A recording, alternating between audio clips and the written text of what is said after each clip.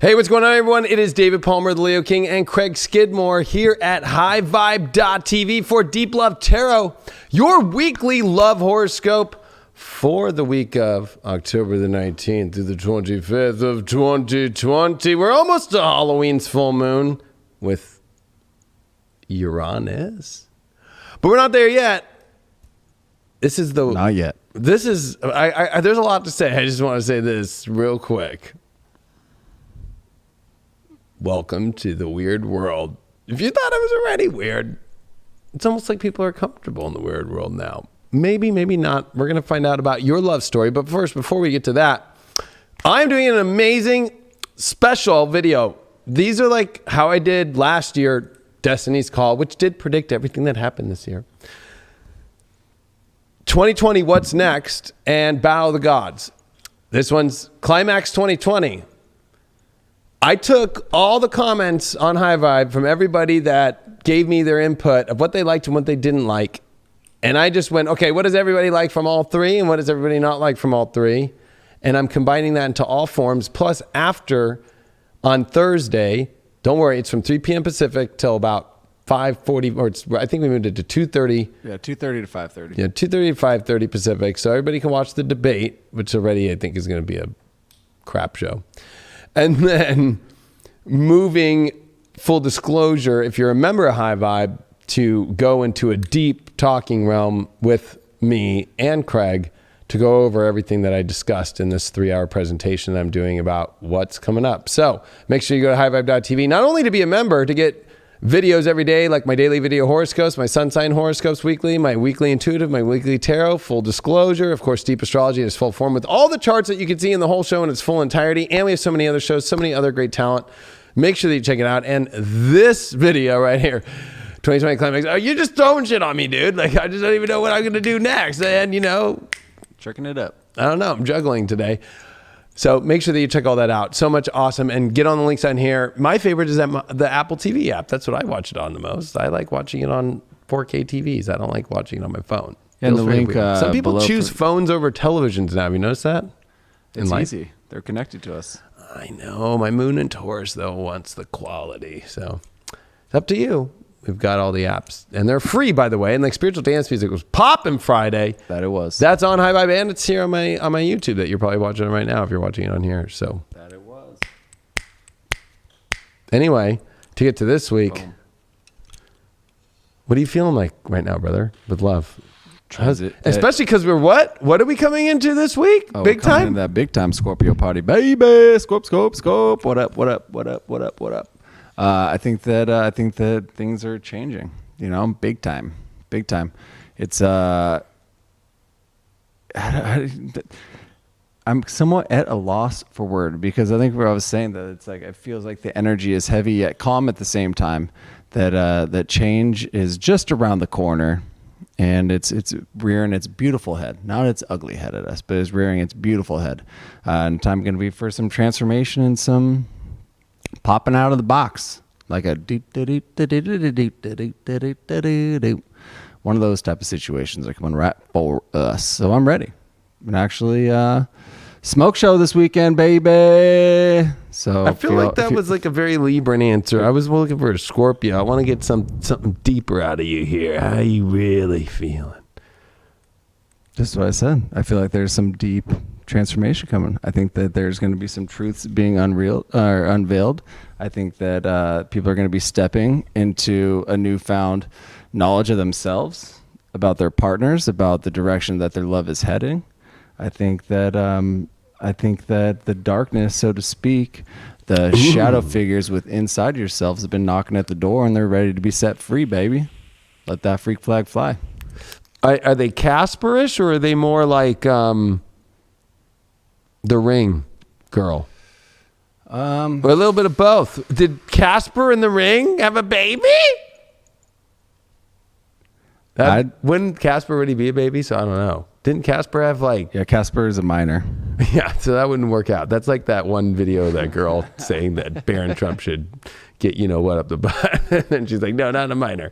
But that's the whole interesting part. Is Casper, didn't he have parents or no? Or was he a lonely child orphan ghost? I don't know.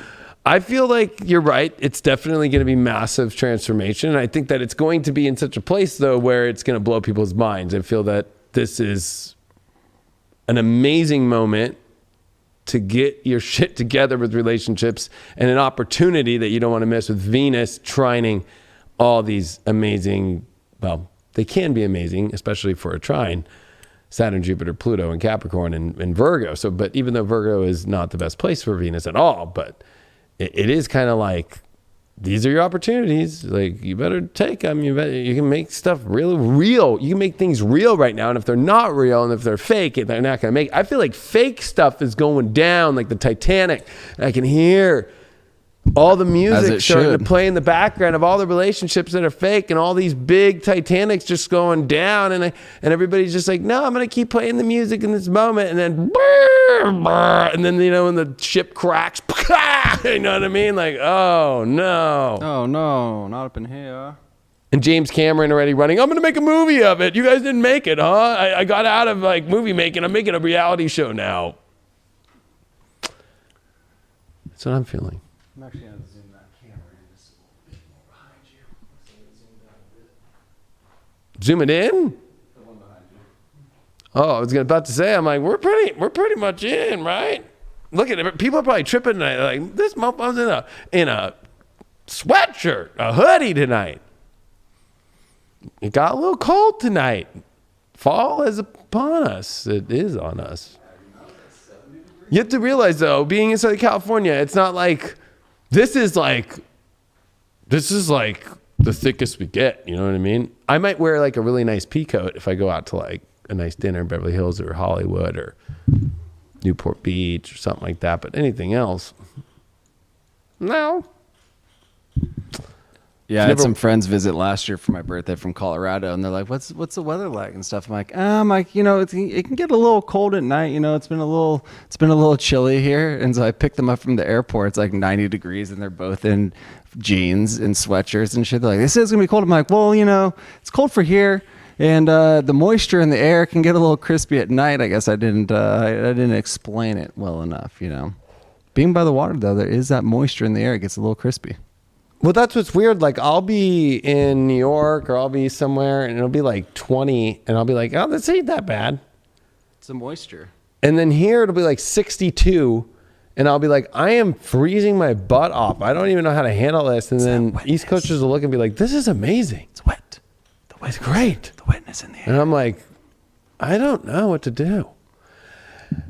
Well, we're going to see what's great and what's not great about your love life. If you've never watched the show before, we are going to do a collective reading first. So I'm going to do the astrology, and then I'm going to do it with the cards that we got down here. And, of course, after that, we, of course, do the high vibe Astro Dice, which after that, we then pick your zodiac sign from the high vibe I love gold cup. That's right. Gold. And it's been used for a long time, and somebody drank out of it. I don't know. So the used cup.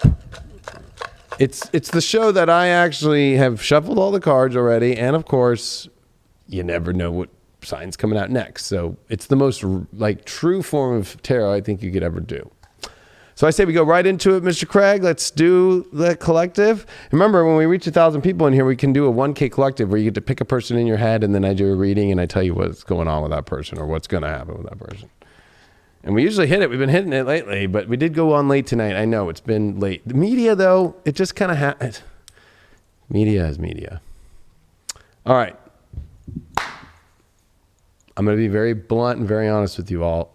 We just already went through the biggest transitions of last week's astrologically. This week,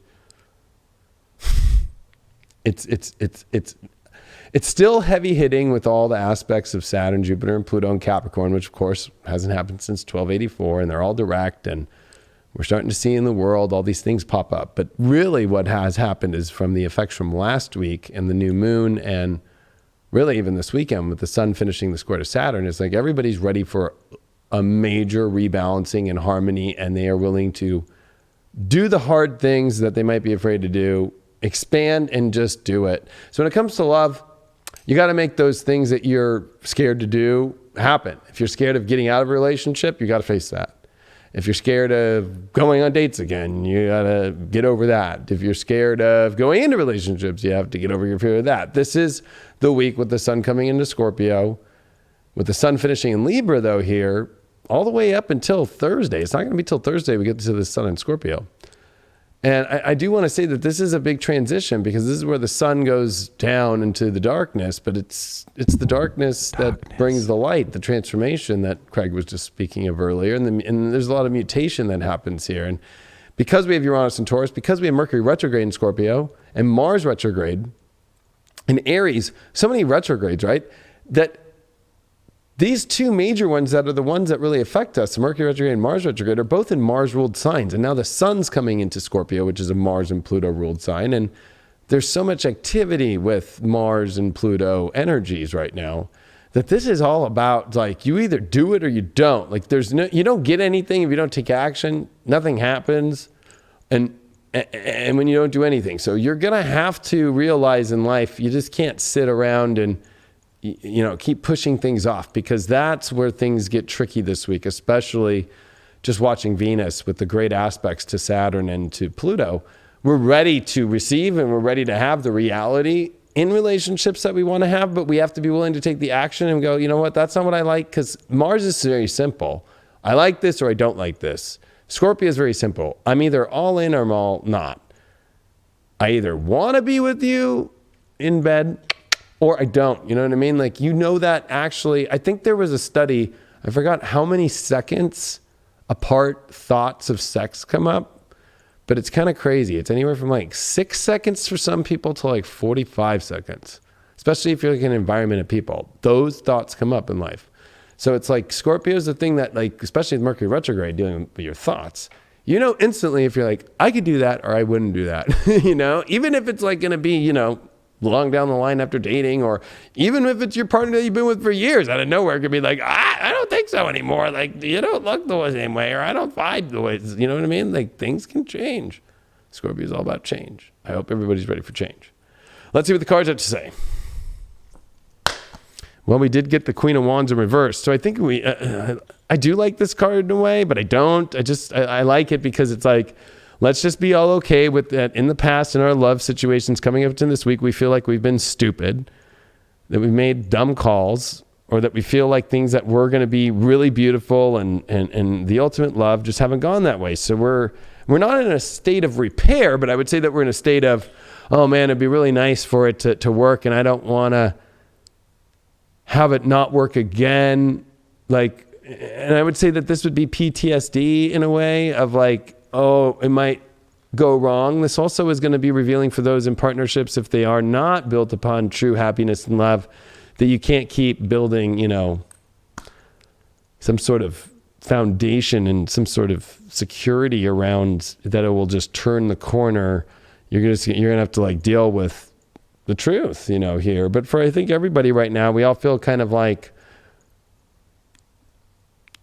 we're coming into this week like, I don't think, is it possible? It is possible. We just have to let go of our fears deeply within that and feeling dumb. We pulled the Death card as our challenge. I especially think, I don't care if you're single or even if you're in a relationship, the ones that didn't work and the ones that you might still have an attachment to, or even if it's just the past energies, the challenge is letting go of something that you feel so already stupid about. So it's like people are feeling stupid about why they can't let go of something that's already so stupid. Stupid. The overall card that we got is the Ace of Wands reversed. Yeah, I would say overall, it's like you're not going to be able to move forward until you do let go and transform and bring in something different and new. You have to bring in something new, not just let something go. So some people do the whole, I got to let this go and then I need time to like process. I get that. But the universe is pretty simple. It's pretty simple. It's not like the universe goes, we're getting rid of this energy and then it's going to take some time to bring something to replace it. No, the universe is, as one door closes, another door opens. And I think that's how we need to look at this to move forward, because we got two of the most powerful, court cards of wands of love in reverse.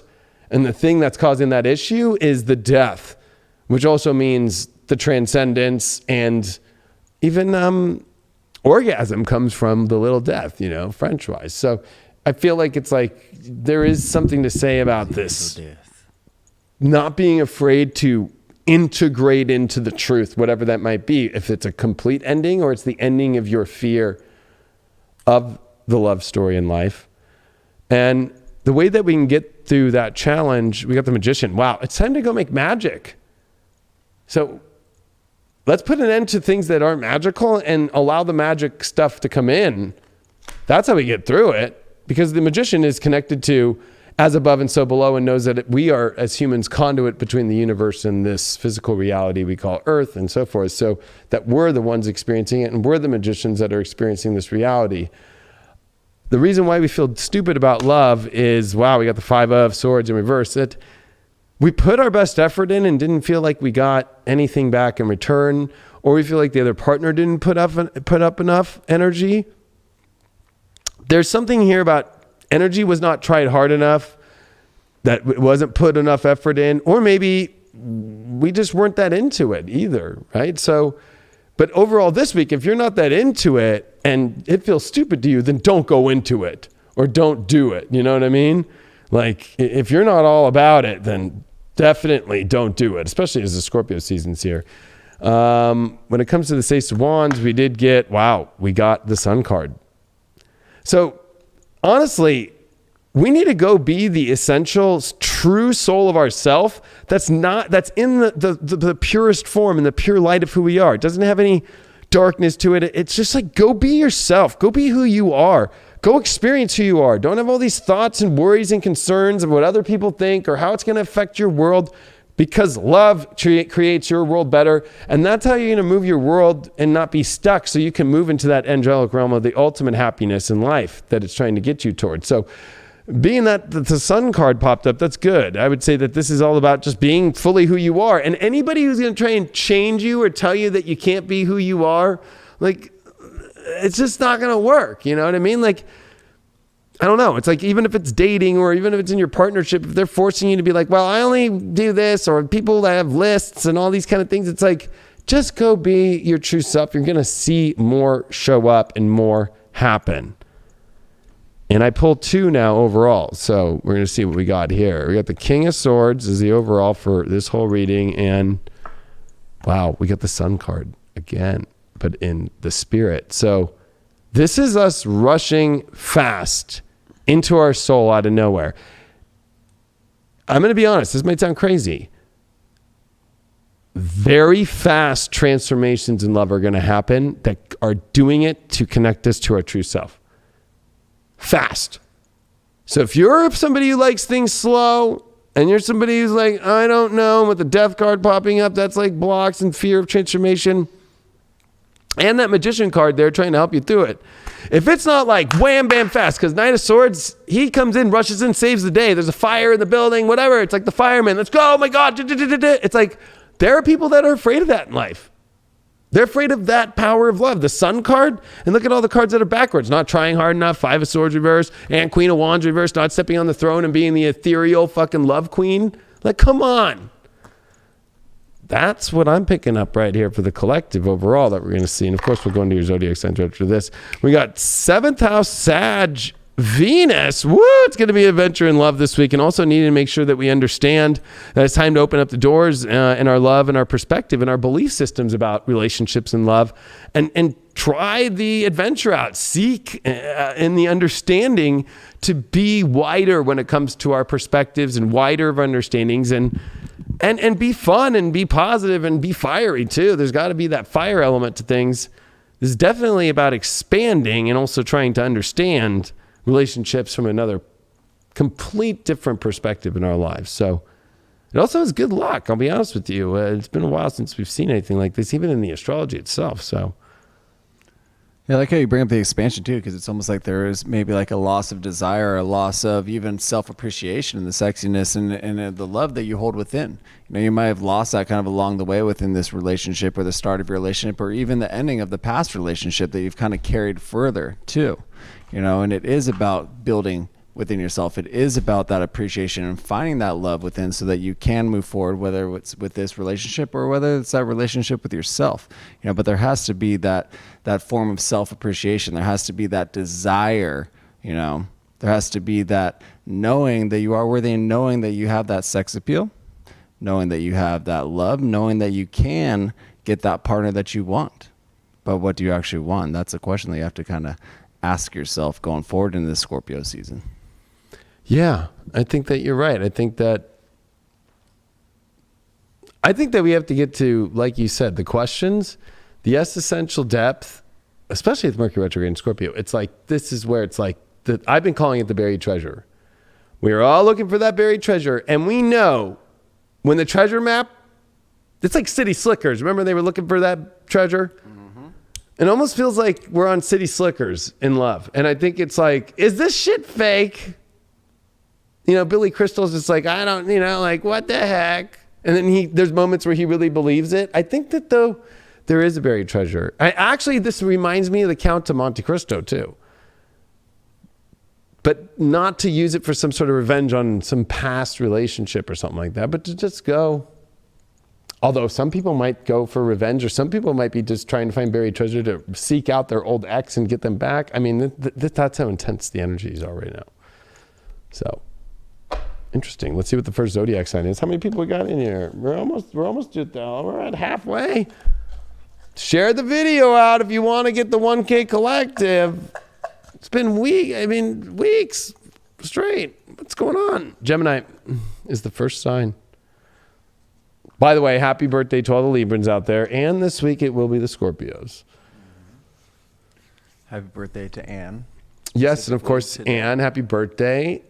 Craig and I hooked her up with our gifts. It was nice of her to post that. And I got her a flower cake with a balloon and a card. There you go. Flower cakes. Flower cake. Flower power, baby. It looked like a Libra cake. And then you got her a piece of amethyst that definitely even matched the cake. It was perfect. It did. If you go on my Instagram, go to Anne's Instagram or Craig's Instagram, you'll see it. Happy birthday, Anne. We love you. All right, let's see what's going on with Gemini this week. Two of Cups reversed. Whoa, my gosh. Okay, so Geminis, this is definitely feeling like soulmate energy's offline, or it's, especially being a Gemini and looking at the astrology, Gemini Christmas. Have you made the wrong choice here as far as, who you've chosen? It's almost like maybe the universe is trying to say, like, maybe you need to take a step back and realize, who's the real soulmate here. I think that you are battling two different people. I also think that you are questioning the kind of soulmate energy that you really want deeply right now. And I think a lot of it is the fear of the real soulmate energy that you want, that you're too afraid to actually see what that's like and or what it is. You're challenged, transformation. You're afraid of changing the way things are right now. And that's actually the place to your beauty. So it's like, that's your issue. It's like, the kind of soulmate energy you want, but you're afraid to take the leap to it because you don't want to change anything the way it is right now. Although I'll be honest with you, the Mercury retrograde in Scorpio, in your 6th house with the sun in Scorpio, this is stress because you're trying to maintain the same reality and you're too afraid to take risks for the ultimate receiving of what you really want. Like, it's almost like you're too afraid of a reputation and all that kind of stuff. Like, fuck all that. Just go fucking be with the real shit you want to be with, no matter how crazy it may seem. And don't be afraid of that transformation. It's going to lift you up. Look at your overall. You're too afraid. I knew it. I've been saying, I felt it. I knew it. Look at that. The 9 of Swords. That's the card of just extreme anxiety, bad fears and dreams. And I think that that's your issues. You have a lot of fears. And I think that your fears are the doorway to your love. The fears, if there's a fear about that person, it's like, maybe you need to look in there more. Because I would say that it's your own stuff. And I think that you feel that you're stressed and it always shows. Look at, and Geminis love animals. I love animals. Everybody loves animals. But there's something about Geminis where they like love their animals so much, it's like they're always there for them to kind of be there for them. And I think that you got to remember, it's like, are you just relying on like simple things? I'm not trying to say pets are simple, but is that all you're relying on? Is just like, you want more, and then you're like, well, I got my animal, and that's great. I mean, I have 2 cats, and I love them to death, and they take care of me, and I take care of them. I've had 4 dogs at this period. Like, it's just like, I had so many animals. But there is something about that love and that companionship in somebody else. So I would say that this is, why do you have fears? Maybe the fear is that you're making the wrong call. And then you have to really get to the truth of who is the person that it wants to be. You're having some soulmate issues right now. The way that you get through that transformation is, look at that. The Icarus card came up. The ultimate risk ever. It's dangerous, it feels like. Yes, I know, but it is the path to the highest realms. Wow. Gemini, it's time to rise to what you really want in your life instead of fiddling around with what you kind of really don't want and that you actually kind of keep pushing away but kind of bringing back and treating like a pet itself. That's what I'm getting. You're so afraid because you're treating a relationship like a pet, and you don't want a pet. You want a real love situation. You like treating it like a pet. Like, oh, I could call it and bring it here whenever I want, and it needs my attention, but then I don't want the attention from it at this moment because I'm doing this and da-da-da. Oh, I just got you all. Oh, look at that. Prince of Skulls in reverse. So, Knight of Pentacles reversed. Well, I would say that you have got stuck on some person who you thought was a soulmate who's not. Now, they might be a soulmate as like a friend or as a moment in your life, but your ultimate love soulmate or your twin? No. It's time for you to get moving. Get moving to the place where you already know it is. It's like an intuitive knowing, but it's a physical knowing too, because it's almost like the physicality of it is not the way that you want it to look. And you're too afraid to admit that. And again, Libras do this, but also Geminis do this too. If you're too afraid to post pictures with this person, oh my God, what are you doing? What are you doing? Let's see why you got that Nine of Swords. King of Cups upright.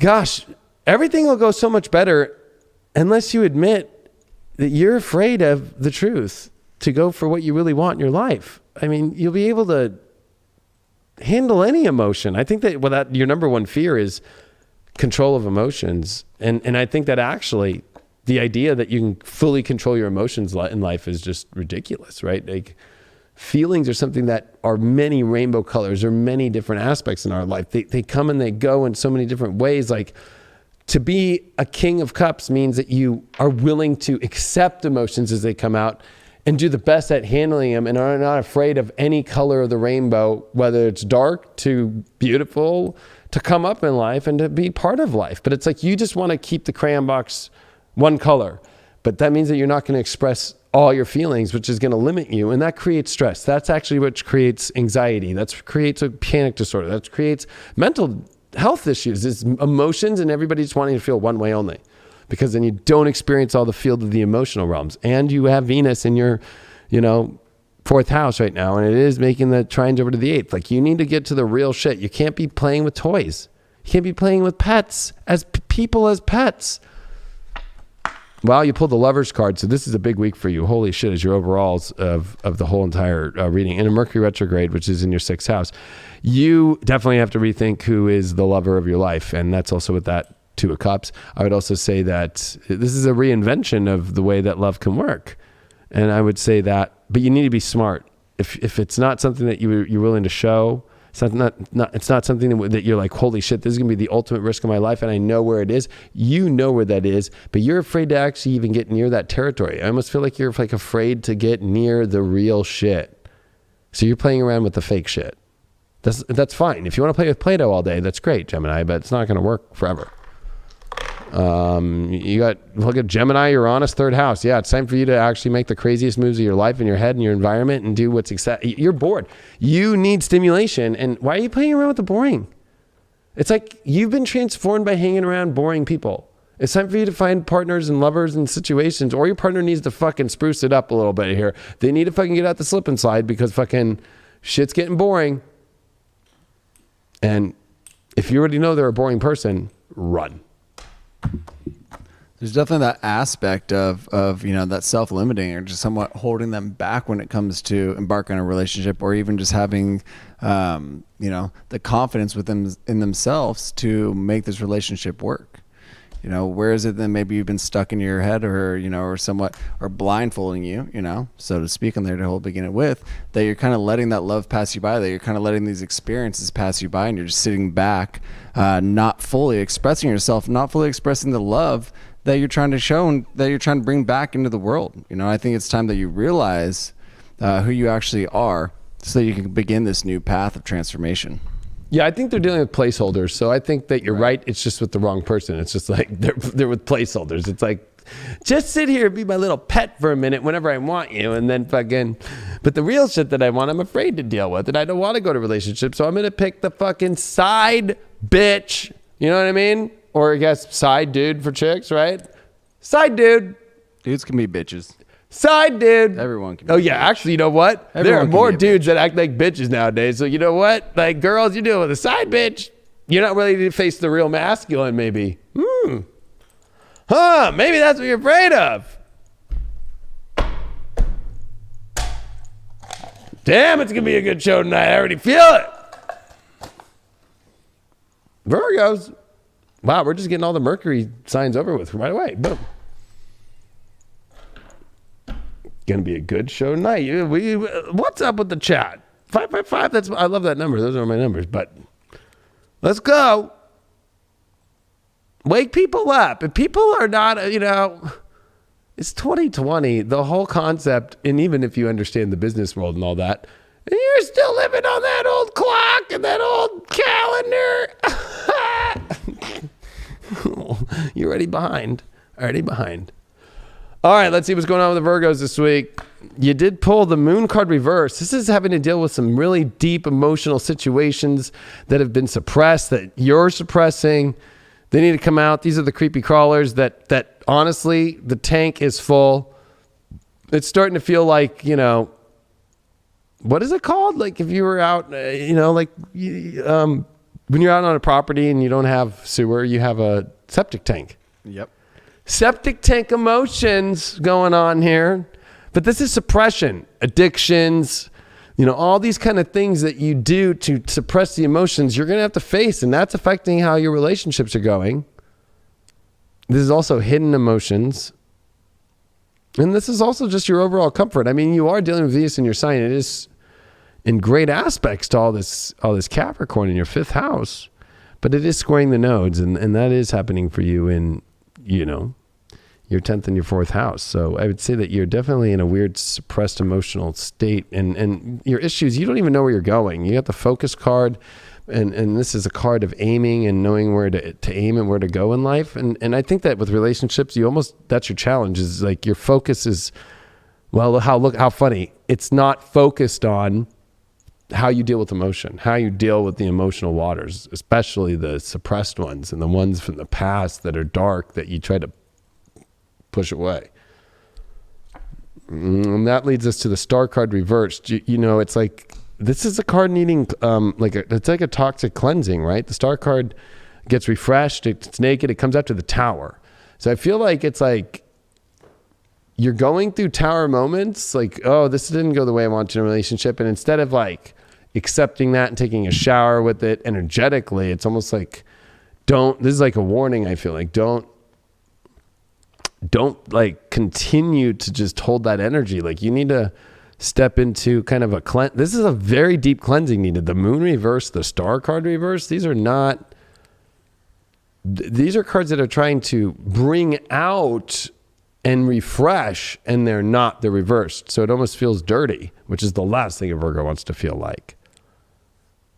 Why is that? Why is that focus off? The Temperance reversed. Well, it's unnatural ways of like relationships or people that you choose, or you're in an unnatural place and you're not you're focused on unnatural places that are not flowing with the universe. The Temperance card is the flow of the universe, and you got that reversed, and that's why your focus is off, is you're focused on things that have nothing to do with the flow of your life and the universe. You pulled that Moon reverse because you got the 6 of Wands in reverse. That means, I think that you've had a lot of things not go your way, no victory, but it doesn't mean the quest is over. And that doesn't mean to keep suppressing your emotions, or more importantly, at the same time, you know, just because you haven't been victorious in the way that you want to in certain aspects of the past and so forth, doesn't mean to drop out of the race. It means that you're still on the quest for the ultimate victory. It's almost like you want to have some sort of ultimate thing happen, but you haven't dealt with the underlying emotions yet. And why'd you get that star card reversed? You got the Hermit card. I would say that, and you know me, I would say, I've had a Virgo who screamed and left voicemails to me because I said it for the Hermit card, and I've said this for every sign. It's crotchety, you know. But I think that, you know, for you, it's like, maybe it's time to take a minute and look out and see if your world is clean as it is. And if you can really refresh it and reconnect with just you and the universe and get out all the stuff in between that's not divine and doesn't have divine wisdom. Because it almost feels like this is just like kind of getting off track within the self, which is causing the out of track in relationships. Because it's not with the Temperance reversed, a star card reversed, and a moon reversed. Your overalls that you got here, you pulled the Hermit reversed and the air element, communication. What would you say, Craig, on that one? I mean, I would say it's... I think as a whole, I think that there's a lot of... knocking things over. I think there's a lot of internal work that needs to be done here. I think that there's, limiting yourself instead of allowing yourself to thrive in a situation. It's almost you're pulling yourself back in within yourself and questioning, and maybe saying that you're not good enough or they're not good enough or this isn't the right fit, instead of knowing where you are at this time in life, you know, and actually appreciating those moments that you're experiencing instead of just like sitting there in that doubt and the unwillingness to change, so to speak. I think there's definitely some internal work, some shadow work, or looking within yourself so that you can thrive in any relationship, whether that's with yourself or whether that's with friends. But I think there's definitely you need to look in the mirror and say, what am I fucking up on? Yeah, and I think that's important for us to do is, I mean, this is definitely a lot of inner work. Plus we got two Hermits, one up and one reversed, and we got communication as air element. And I think it's just more than just like communication, how we think, like talking with relationships or partnerships. I think it's a lot more. I think it's the way we communicate with ourselves, our environment that we're in, because that was the main thing, was the environment, especially Mercury retrograde and the Sun in Scorpio in the third house for Virgos. This is dealing with the environment they're in, toxic environments, star card reversed, and one of the most pure cards that you can get in reverse, Temperance reversed, and the moon card reversed. So it's almost like, you know, sacrificing yourself in areas that are toxic that you don't want to be in your personal life and environment. And how does that create the exterior of your relationship? So I think that you're right on that. The astro dice that we pulled here, we did get the second house, Sag, Uranus. So we are at, definitely a reinvention of your values and your journey. And are you valuing the right journey? Are you valuing the right perspective of things? And it's time for you to radically take a new approach. It's almost like, you know, maybe instead of riding a BMX bike, you gotta get a 10 speed, you know, because maybe it's just overly too much. You value that bike so much, but, you know, going to your area of your relationship every day, you're sweating like a pig and you're always late. It's like, getting a 10 speed would definitely help as opposed to having the bicycle. I don't know why I'm using that, because it's a Uranian thing. Right. But I would definitely say, when I see all those reversals, you know, and then obviously there's different way. There's no true way to read tarot, you know, so some people might interpret a little bit different. But when I see all those reversals, to me, that's like looking more in like an internal aspect and dealings with the inside shadow work than exterior features, you know. I agree with you 100%. Especially Hermit reversed and the Six of Wands reversed, the moon reversed. Wow. It's gonna be all right, Virgo. I just think that for you, it's just like new approach, know your values and change them in visual and perspective belief systems, because for some reason it's not getting you where you need to go. That elevator has reached as high as it can. The dude from Speed put his little bombs on it and blew up the elevator. You know what I mean? So it's like, okay, what's the other elevator now? And that had all your beliefs of how love should look and all that stuff. It's like, got to refine a better place for you to go, because I think the approach angle has not been working, and it's coming from the angle of your personal environment and space and how you handle that. There's a bomb on the bus.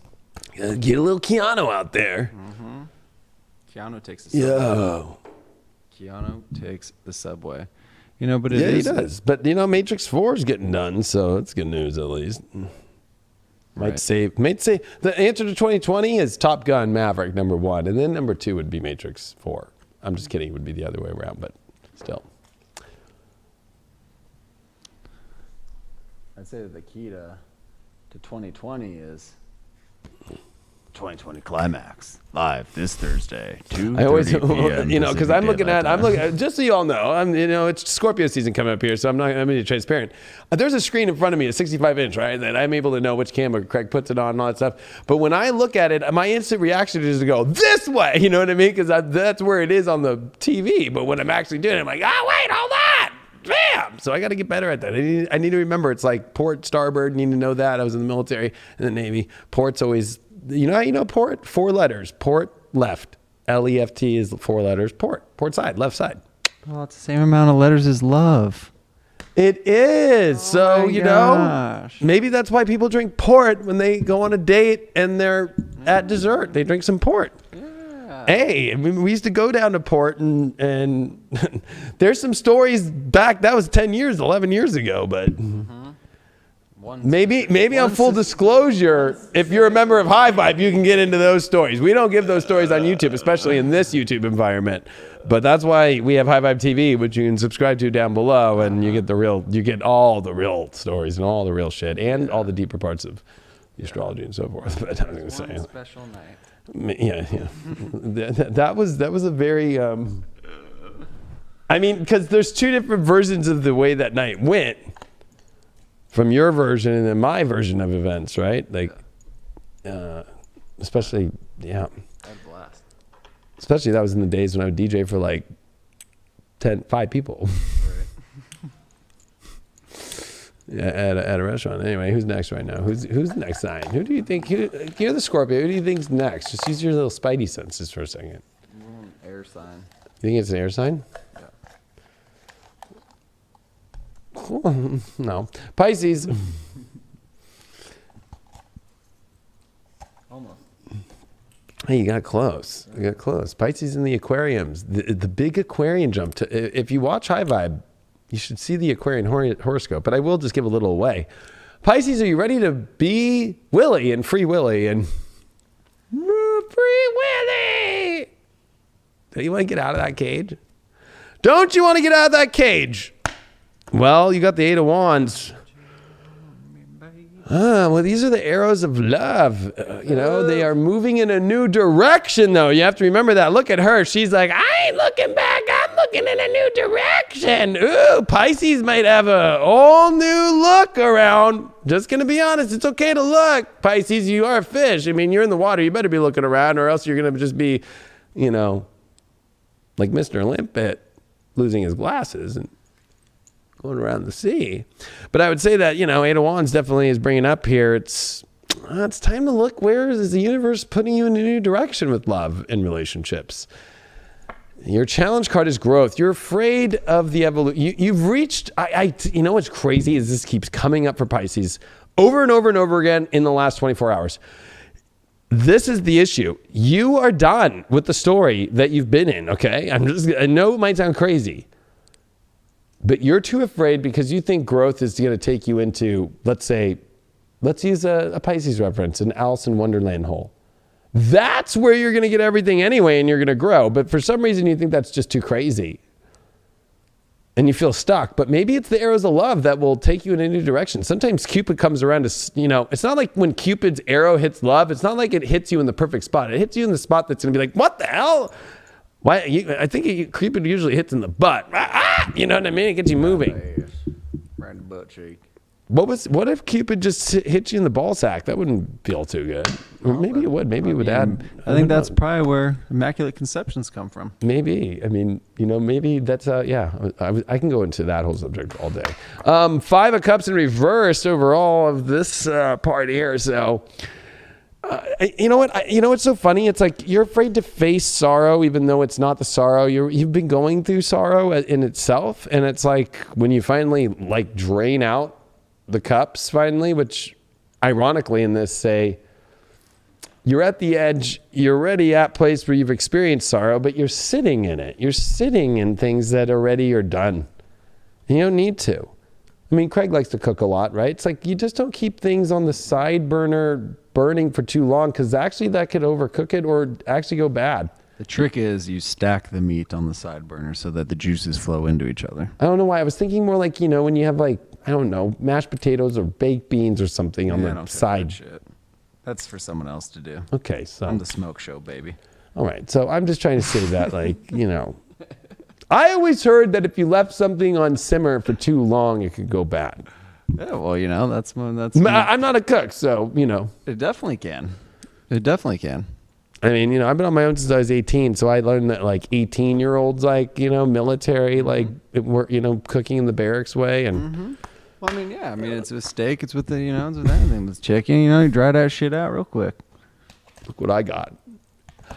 Uh-oh, the death card. You're afraid of the transformation of growth. We got some calamari. Speaking of food. Yeah. Actually, I like calamari. Yeah, some coconut even though it shrimp. doesn't taste like anything. But I like Coconut shrimp. I like shrimp too. Coconut. I do like the crawlers of the underbelly of the ocean and the. But I feel that this. You're afraid to get pulled into a better world, like into a better aquarium. There's something that's trying to push you in a new direction, but there's fear about it. And then I think that you have this overall of like, well, bad stuff will happen if that happens. It's like, well, look at the bad stuff already. It already happened. So the universe wouldn't just pull you into something, to a new direction for nothing. And this has been a reoccurring theme for Pisces lately. I'm sure Pisces are probably like getting over me saying this over the last like month. Well, I mean, you have the world reversed, so your world is upside down. So look at in this case, I would say that you're too afraid to allow completions to end, stories to end. You like the credits, and you just keep pushing rewind right before the tape goes out. And and that's your issue. So here comes the Eight of Wands. Here comes this new direction, this new feeling, this new wow.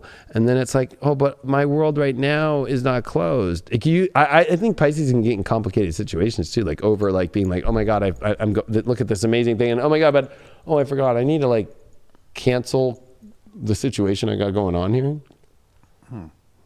Right? Like that shit happen. That shit happens. Strength card reversed. Yeah, that's the issue. There's this part of you that needs to find an inner strength that feels like you can't have to get over this sensitivity issue of what it would feel like to actually be who you want to be in closed chapters and closed movies that taught you a lot, but that are ready to take you to new places and grow in new places. Your overall that you got here is, woo! Page of Pentacles in reverse. So you're not seeing the worth and the value that you need. You're not, and also I'll be honest with you, it's like whatever that you have been attracted to, you're not that attracted to anymore. And you got the Earth again, stability. So it's like, how are you going to be stable in things that you are not attracted to, right? Like, I don't feel stable wearing this sweatshirt if it didn't look the way I liked it. I wouldn't feel stable doing this show if I didn't do my hair. You know what I mean? We'll show you off full body right there. Give me a little full body action, you know? And you know what? I'm not going to wear it with my sleeves down. That's so East Coast. Nothing against East Coast people, but you notice East Coast people do this. Like, they look like this. And then if you notice West Coast people, we do this. Like, we guys, we pull it up and we got that whole, like, what up? Yo, what's cracking? So I'm just trying to say, I think that Pisces are ready for the actual stability they've been looking for, but it's like, being stable in places that you're not attracted to, that is no stable, and that your mind has been showing you that it's not. And for some reason you think the other party needs to change that, or that they will. It won't. Page of Pentacles is the promise that the king's coming through with coin, right? Nope, that page either ran off with the coin or the king just said that and didn't have the coin. It's kind of a bomb drop actually this week. Sun in Cancer in the third. Oh, wow. Yeah, this is your emotional stimulation needing to be found and understood, but also that you need to communicate your feelings. I feel like you are holding on to a lot of feelings that you're not communicating, and they need to be, and that you need to take care of yourself by finding the stimulation, the excitement, and the understanding of what you really want to feel and want, instead of kind of denying it or kind of,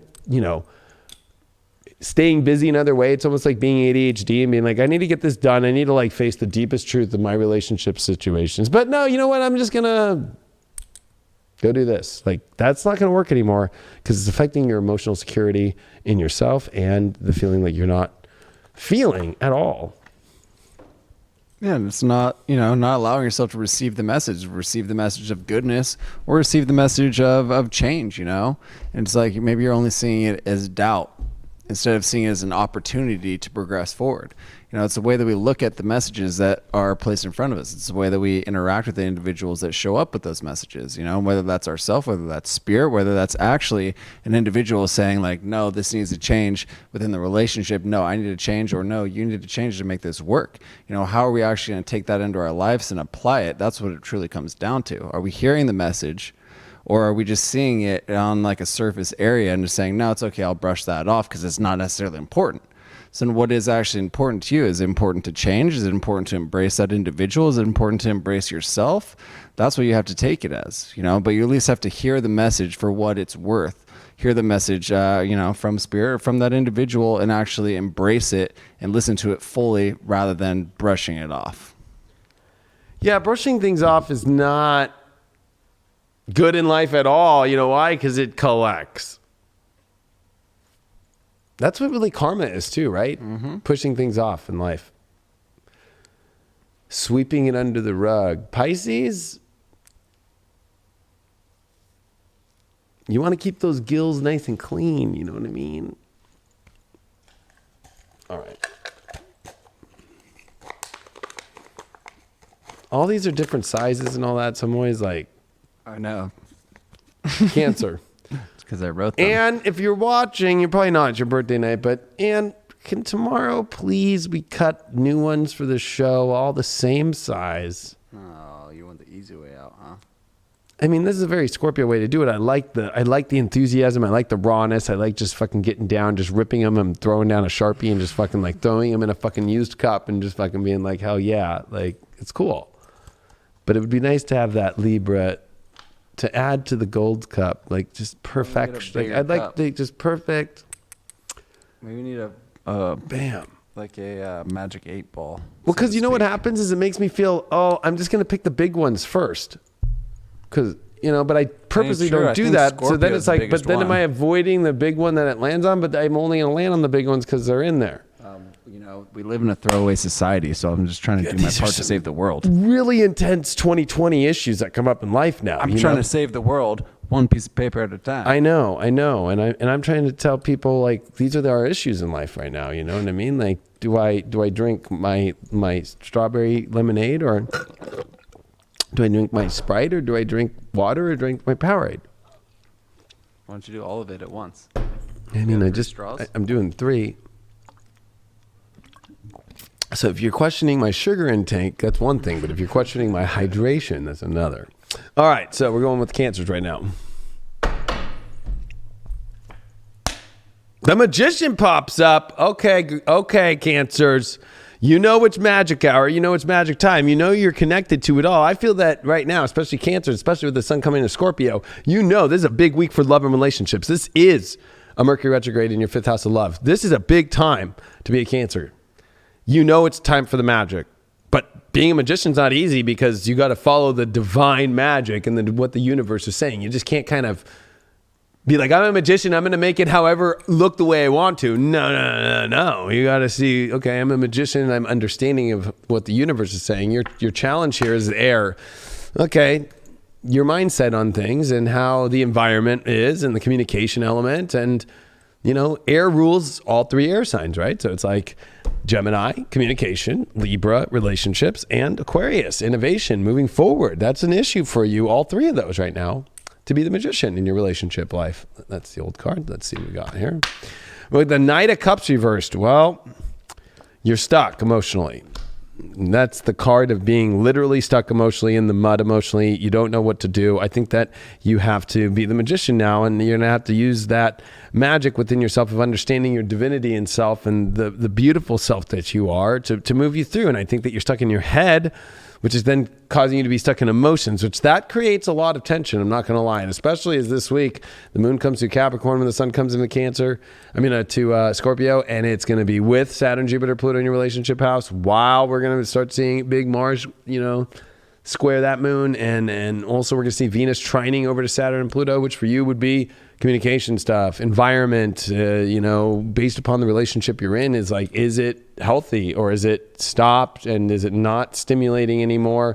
You pulled the strength reversed as your issue with this air. I think that you have lost the strength and it's creating negative thought patterns and I think that you don't feel like you can get out of them. I think that you're accepting defeat. I think that you're accepting crap, to be honest with you. I think that, and I think that it's important for you to find the strength to at least give yourself, if you want to fight for it, at least put yourself in the fight with being in a space where you have the strength to look at it from the truth. But I almost feel like there's been a surrendered state, and that's why I feel like the Magician has shown up. Like, are you just going to give up because the issue's too hard? Merlin didn't do that. Merlin always shows up and just goes, oh, I can do this and I can do that. Why'd you get that Magician? Ooh, the Justice reversed. Because you're out of balance and you're not in something that's fair and balanced and harmonious at all. That's what all these planets in the 7th house are in Capricorn for you. Why'd you pull that Knight of Cups reversed? Well, you got the Death card. That's your issue. You're afraid of the end. Look at this Death card from this deck, the Edgar Allan Poe deck. Ooh, that one's the creepiest one I think I've seen in a minute, just because it's like, reminds me of the haunted house at Disneyland a little bit. And the mirrors are watching you. It's weird because like it's an old wall with the torn stuff, but the picture looks new, but really it's about somebody who's already passed and gone. Spirit watching.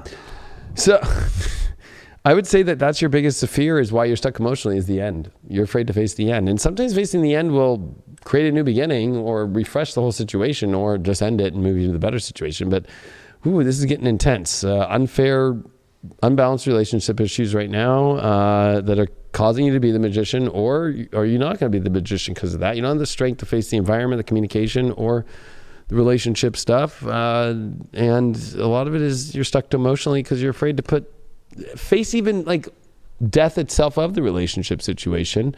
Your overalls that you got here are the Devil reversed, and you got first house. So you're not going after what you want at all. You're too afraid. You feel like you'd be bad if you went for what you want in your life. But this affects the vitality of the strength within yourself. Actually, in astrology too, the first house, which is the rising sign, affects the strength of your body to be able to handle things. And so with the Devil card reversed here, it's for trying to free you of a situation that's trapped you. But at the same time, it's trapped you because you're not in desire of it at all either. And it almost feels like this energy that you've been in has kind of been a test for you to really see if you have the ability to undo the chains and find your true self and what you want. I feel like Cancers are having an opportunity to really go and really have for what they want, but I think that they have a lot of baggage that they have to deal with first over things that they don't want. You have Mercury, Mercury 10th house, Aquarius. Yeah, this is about growing up and making decisions about your future and looking in new directions, and also about how you have to set precedents in your mind state of like building a plan of how to move forward. And if that's something that you're too afraid to have adult conversations, and also to be honest about what you're connected to and what you're not connected to, and see if the other party is okay with that, with being that it's got importance to it and not just emotional, but it's got importance. This has to be done. I feel like your environment needs to take you higher as it is with Aquarius and the 10th house with better recognition. I feel like you're with somebody who you don't really feel like it fits recognition wise. It almost is like if we were to walk into a socially distanced party, gotta say that shit now. The socially distanced people would be like, I saw you from across the room. Staring from across the room. 60 and you feet wouldn't away. be able to know what they looked like with their mask on. All you would be able to do is see within the eyes. You would just go, did you see the eyes of that person that had that that white mask with the sparkles on it? And then that person that just had the general, like China, Amazon blue mask that's really ugly.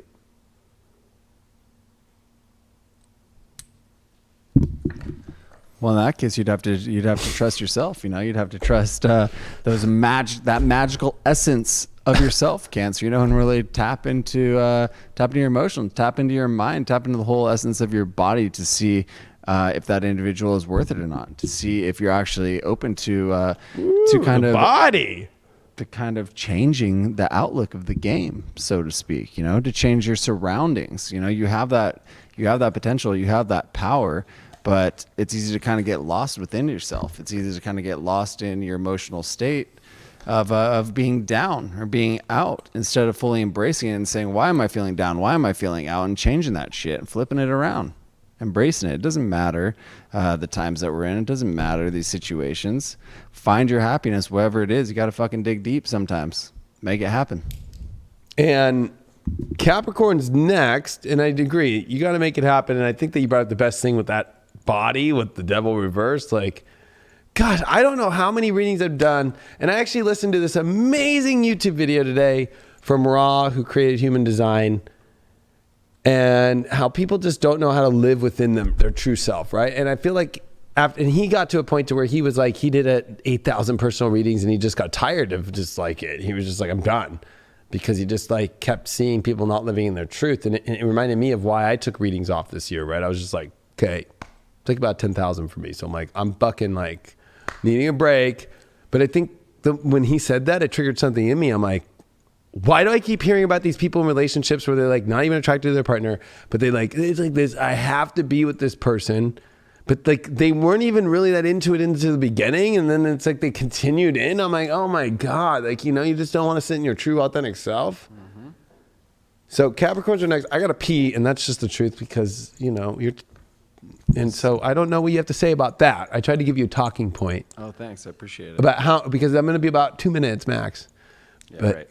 What do you feel, Craig, about people who get in relationships and if they feel like they're more hopeful and thinking that it will transform into better?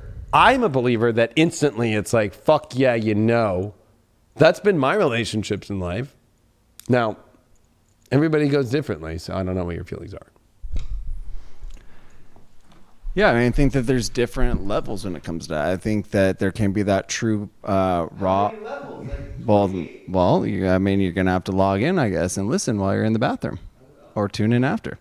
Of course, there can be that instant attraction to an individual, of course, or there can be that instant, no, I'm not into it. But it could also that you're picking up on the vibe of that day. You could just be picking up on that energy imprint that individual is putting out that right time. We all deal with tricksters. We all deal with individuals that, may have fooled us, so to speak. So I think that there is something to say about digging deep.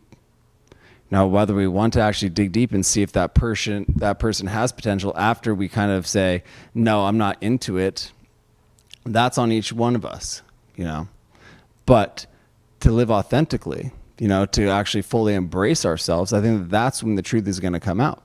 If you're in that situation where you are, extremely happy or extremely sad, again, that goes back to that energy that we're putting off in that exact time, that goes off the energy that individual is putting off at the same time.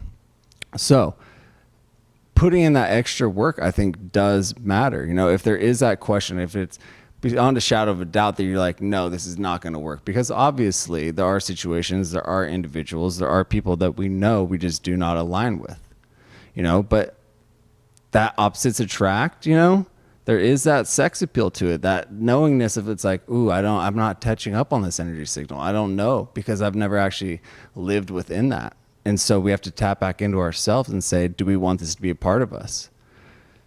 That's a tough decision, though, because when we're going to fully invest ourselves, when we're going to actually allow ourselves to love and allow ourselves to be loved, then we're opening ourselves up to that vulnerability of that heartbreak or of breaking someone else's heart, which, no one actually really wants to do.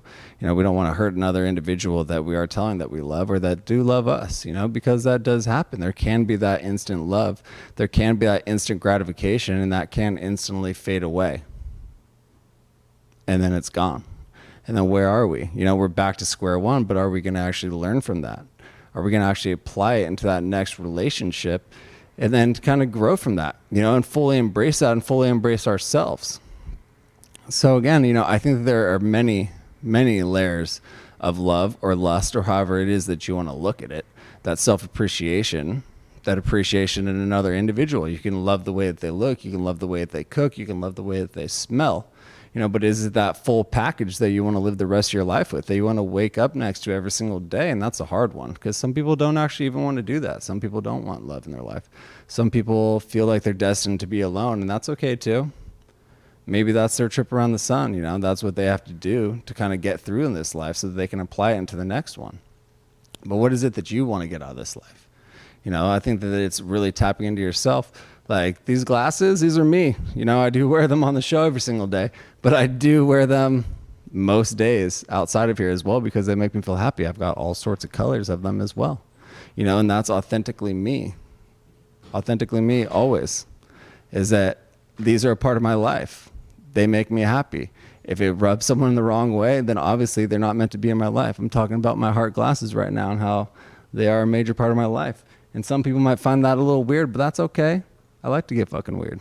Are you sensitive after our convo with you and I about your glasses? No. Because I thought it was funny. Yeah, no, because it doesn't affect me. Because they make me happy. I'm socially distant. Yeah, stay away, please. You're closer than 3 feet. You're closer than 3 feet away from me. Back up. Back up. Back up. But yeah, you know. See, people, this is how Cartman does it on South Park.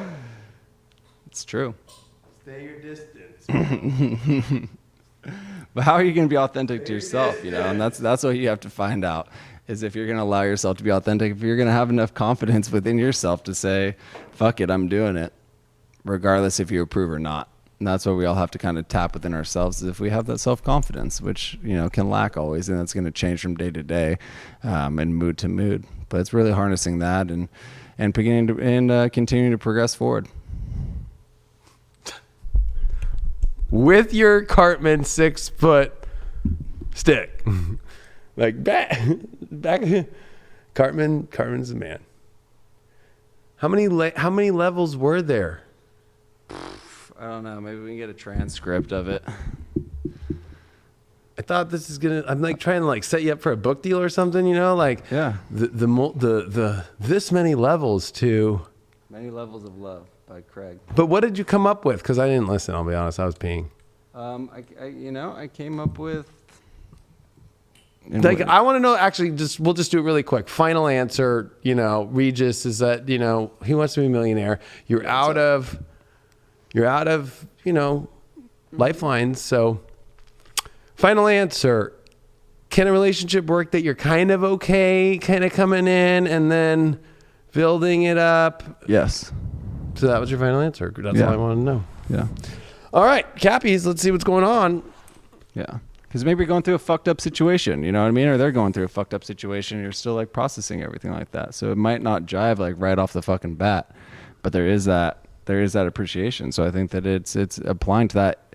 But I mean, you have to be down and willing to put the work in, obviously, you know what I mean? But I think that there can be. There's also obviously that love where you're just like, boom, I know what it is right off the bat. And those can fade away as well. So I think it goes both ways. That kind of reminds me of, did you ever see Enemy at the Gates? I did. Jude Law. Yeah. And then the girl from The Mummy, forgot her name. She was hot. Yeah. I remember watching the Mummy when I was a kid in the movie theaters. I was like, damn. Shout out to Brandon Fraser. Oh, yeah, that was it. Oh, well, He was the man for a minute. he was the man for a minute. Those were good movies. They were entertaining for the 90s. But Enemy of the Gates, they're not only are they're Russians, right? Yeah, they're Russians against the Nazis at Stalingrad.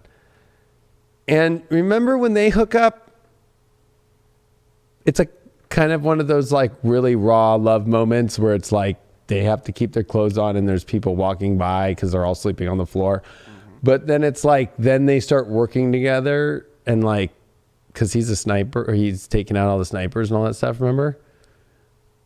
Yeah. I feel like they're in a messed up situation, but they're not messed up themselves. So it kind of works. Mm-hmm. But what if you were a junkie with another junkie? Do you think that works, helping you two get clean? Or do you think that it doubles down on the junkiness? I mean, in that situation, I think that it would probably have to do with like the self-control, and if you are actually committed to like bettering yourself, or if you're just down to, you know, shoot H or fucking smoke meth. Yeah, you know, that's it's how tough. I've been looking. I mean, because I think about these things a lot with, of course, being an astrologer and looking at people's charts and looking at all the stuff. And I'm always like, okay, I think that you're right. I think that it can work and everything, because I think we all have our shit we're all fucking working on all the time. So it's like, but I think it's like understanding the boundaries of where those levels are. And if we attract the one thing that we are wanting to, that's really personal, that we really know is not good for us in our life, if we attract partners that like for example, like junkies, you know, like I have friends that are junkies still, and like I'll like talk to them about their relationships, and they're like with a junkie, and then it goes crazier, and I'm always like, maybe you should like deal with this junkie thing, or just deal with also the not picking a partner that's gonna leap into the junkiness. And actually on some of them too, they'll be a junkie and pick somebody who thinks that they can rescue them, and then they become a junkie too. It's like the movie Rush, the old original movie Rush, which is hard to find actually, because if you type in Rush, there was like another Rush that came out, but I'm talking about the undercover cops that become drug agents, and then they both get all the drugs. And yeah, I mean, no, if you're fucking sick in your mind, and if you are a junkie, you're probably not going to have the best relationship with yourself, with your family, with an individual that's trying to love you. So short answer, if you're a junkie, get yourself fucking clean. Well, I mean, I'm using junkie as an example of anything really, but yeah. I mean, junkie is pretty deep on the scale of fucked up issues to deal with. So let's see what Capricorn's got to do. Capricorn's like, I'm patient enough, but let's get to it. First card that you got is the Three of Cups. So it has not been a party lately, or it feels like that you've been around people that haven't been from the same tribe, or it feels like you kind of get turned off by the people that have been around. Or if you're in a partnership right now, it's like, you know, it definitely doesn't feel like a party. This is the card where it feels like it's a really good outdoor party. I think in this deck too, they do use a little Alice in Wonderland there. Interesting. So it feels like, you know, at least Alice does find friends in Alice in Wonderland, but there is something here where it feels like this is where it's like, I don't know if you'd want to hang out with the walrus who eats the oysters when he does those little baby oysters, you know what I mean? I almost feel like you're just kind of like feeling right now, Capricorn, like, can I find people that are cool and I like the energy around them, and I also feel like this is a good time? Or do you feel like it's kind of party pooping, like they're not intellectually, emotionally, especially with that cups, right? The emotional party, like it doesn't feel like emotionally exciting. Or if you're in that right now, that needs to be addressed. The challenge you got is the magic. Yeah, it feels like they're not magical. And how funny, you pulled the Alice in Wonderland card of the Three of Cups reversed. So it's like, if there's no magic, or it doesn't feel like it's got this kind of spiritual, like connective force and unity that's bringing it together, that's going to be the issue. And I think that's been the issue. I feel like it's felt like there hasn't been a lot of magic. I mean, Disneyland's been closed the whole time, and they're not reopening Disneyland, you know what I mean? And then the stock market has been waiting for a stimulus plan, which I said to everybody that there would be no stimulus plan again. And everybody kept telling me, oh, look, they said they're doing a deal. No. So where's that magic? That's the issue. And if you're in something where it's just like, it's dull, it ain't gonna work. And Capricorn, even though you like to be practical, and I know there's a lot of terms associated with it, with all these transits happening right now, especially coming to Scorpio, you're looking for excitement. And Capricorns love fun. Don't get me wrong. Don't mess with a Capricorn at a party. They like to have a good time, and they have control. That's what's cool about it. But they also like to have a really good time. So I feel like that you're looking for finally having something that's much more magical and a good time and not so dull. You pulled the High Priestess. Wow, upright. So it's like you are very psychic and intuitive this week, and getting messages from spirit that you know exactly what's working and what's not working. So there's a lot of divinity here of understanding the magic when it's not there. So it's like using it, being like more of, if you know it's there, you don't have to go into it much because like it's there. But if it's like not there, ask your guides, ask your gut, ask God, and God will be like, hey, no. And then you got to go, yeah, that's not a party. That's not it. So this is definitely like a fail safe, I think, that you're getting this week, which is good, because I think the reason why it hasn't been that magical and exciting is because you've been just around an energy that's kind of a dud, right? I always feel like Three of Cups is just like the dud, right? It's kind of like going to a house party and really it's like a bunch of dudes just sitting there on the couch smoking weed or something. I'm just thinking of my high school days. You're like, oh, this isn't a party. The World card reversed here with the Magic. So I would say that, well, number one, I would say that there is a part of your life that's going to have to change the way that you operate your world because it doesn't have something that can include the Magic. So and I would say that especially with this North Node being squared by Venus, which happens to be in your ninth, it's time to expand your world. And I would say that your routines that aren't magical are the problem. So it's almost like let the magic into your routine world and changing your routine up a little bit in your way that you live your life in order to allow more magic to come in. It doesn't have to be so specifically done in such a certain way. The reason why the party's been so pooped out lately is 6 of Swords in reverse. You're afraid to actually go to the party island. 6 of Swords is a card that takes us to a new place, a place that we need to go, much better, even if we take it, with the crow, I guess, in this case, right? But, it's like willing to go to the next place. But yeah, but I would feel like in this situation, it's almost like afraid of the bridge of not troubled water, but it's like, I think it's a control thing. Capricorns will control. Like, oh, I want to have control when I cross the bridge. Well, I guess you're going to wait till it just turns. It's like, I don't know why I'm thinking about this right now, but it's like, what's that? It's like the Great Gatsby and how he used to have great parties at his house, right? It's like, you're just going to wait till the party's completely just over and dead. Now you're hanging out with the people that like are cleaning up. Like, it's time to, when the party's over, move to a better part in your love life right now. Hey, that's why I could say Scorpio power, because the Scorpio power don't stop. That's true. Rules the 11th house for them too, of excitement, people, connection, and a new world. 8 of Pentacles with this High Priestess. So 8 of Pentacles definitely is one of my favorite cards because it's the efficiency and it actually can create great, beautiful things. And it does have some sort of understanding that you know how to do what you're doing. And in this case, your guides are knowing what to do and to get you to a place that will actually work. I think this isn't about your guides as much because this is showing up at the end. It's much more about crossing the bridge to a new world that's going to be more connected, especially with the World card reversed is the challenge with the Magic card. It's like wanting to stay in a world without magic. It's not so much about the person that doesn't have magic. It's about that you're staying in a world that doesn't have magic. Sometimes that has to deal with the person too, but that's probably the issue. You're overall, so this is the 2 of Wands in reverse, which is the world not in your hands. It's like you're living in a world that you don't want to live in. You know the world that you do want to have, but you're going to have to flip that now. And you got the Sag. It's time to go see. It's time to go experience. It's time to go expand.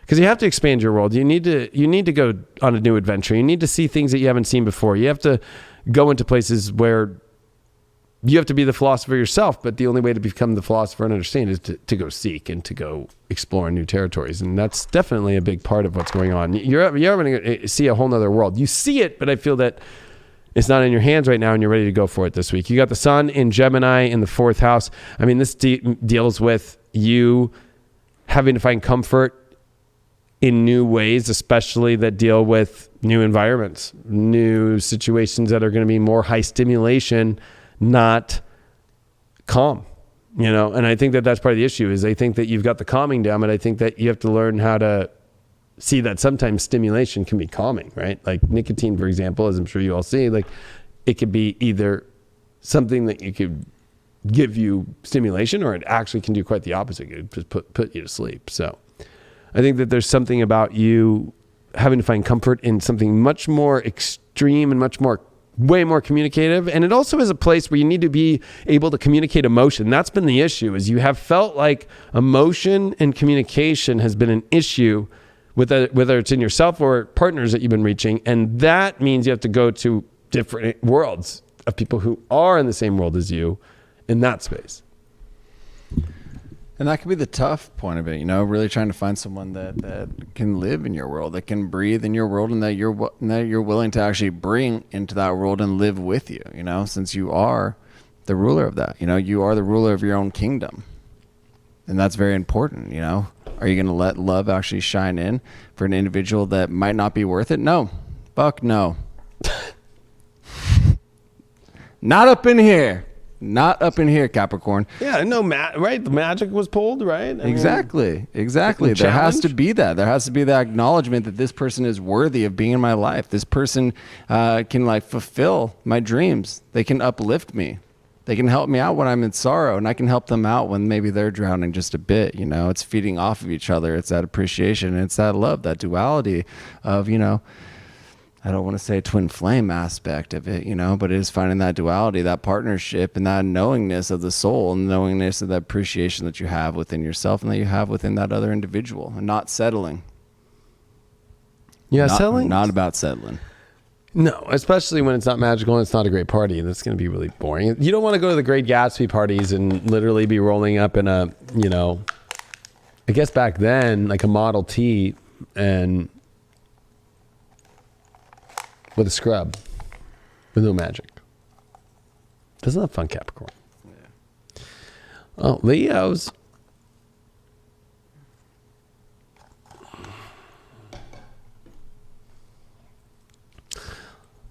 Well, let me just say, Leo's last week sucked royally, so let's hope this week's better, much better. 2020 Climax, make sure that you purchase it now. It's live on 10/22 of 20 when the sun's coming into Scorpio. Literally, I will be doing the show. Boop. That's going to reveal so much. Make sure it's a special video. Go to the paid video section on highvibe.tv, and then, of course, once you purchase it, you can watch it on any of the apps, which are listed down below.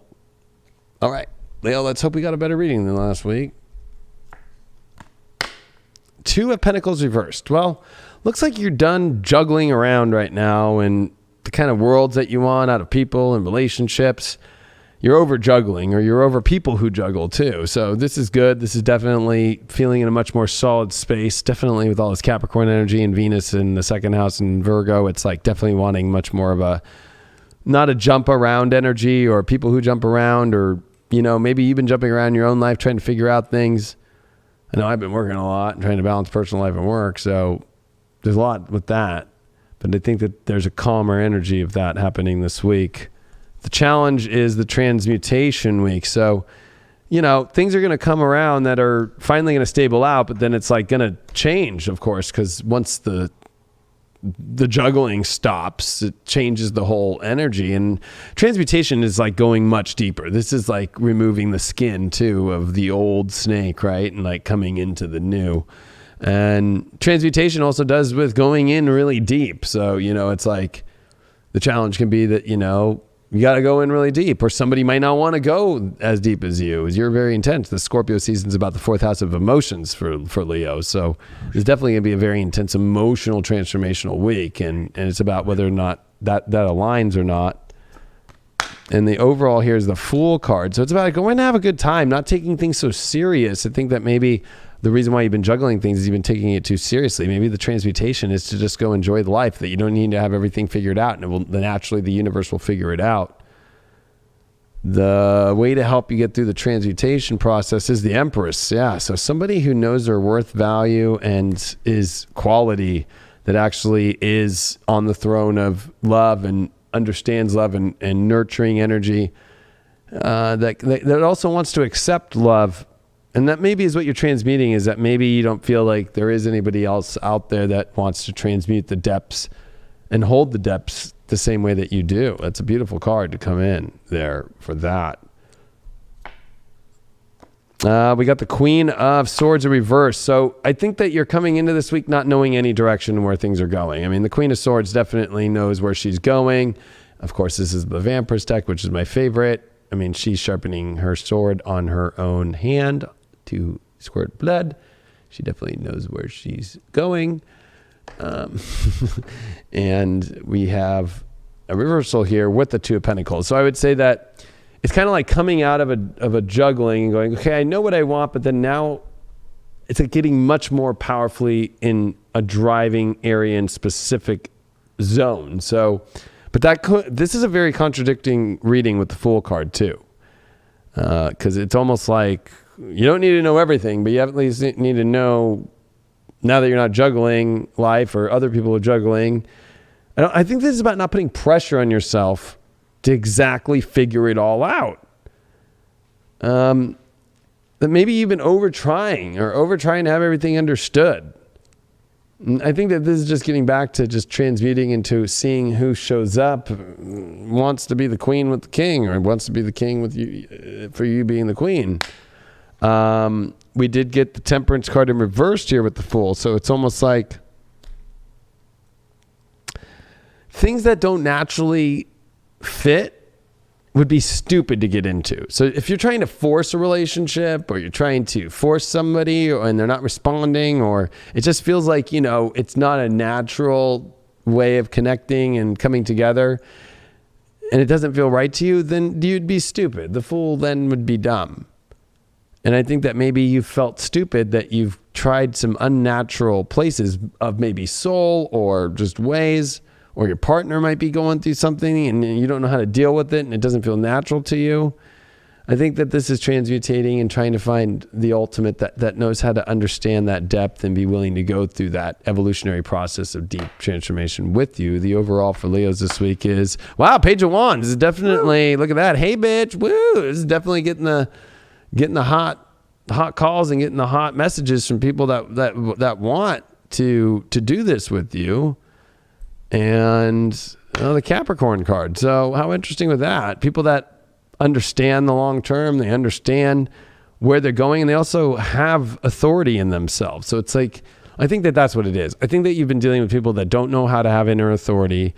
They also don't have a place in life fully that they know where they're going, and that needs to stop, because that's kept you juggling things, because you're looking for the ultimate that can do it. And especially with these transits and the sun coming in the 4th house, you're looking for the deep, real emotional foundation to hold the great, wild career stuff that's going on in your life, Leo. So if your partner doesn't know where they're going and they're not established, I just dropped, but it went all the way to the, hold on. Leo's definitely gonna have a weird week. Getting that weird week. But I think there is some good message that's coming. I think that, if those Leos are open, that's including myself too, Leo rising, Leo moon, baby. If we're opening to that kind of new adventure, if we're opening to see individuals who they are, seeing there for their fucking bullshit and saying, no, not up in here, seeing for their goodness and saying, yeah, I'm going to give it a chance. I think that we have the potential of having some love come and meander on into our lives. Yeah. And this has to deal with work, career, like people who've got their shit together. Because if people don't have their shit together, then being a Leo, it's like, I can inspire you as much as I can, but if you don't know how to do that within yourself, then fuck. Ain't nobody talking about that. We ain't no charity cases here. No charity cases. No. South Node in Leo in the 2nd house. So this is kind of interesting. This is about connecting to people that want to go deep instead of surface. Because, it might look pop and nice on the surface. Leo, 2nd house, South Node.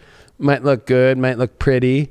But the real prettiness, the real edge and connection is in the power of the depth and into the much more personal and more private, more intense, and even sexual spaces. That's the only way to transmute anyway. So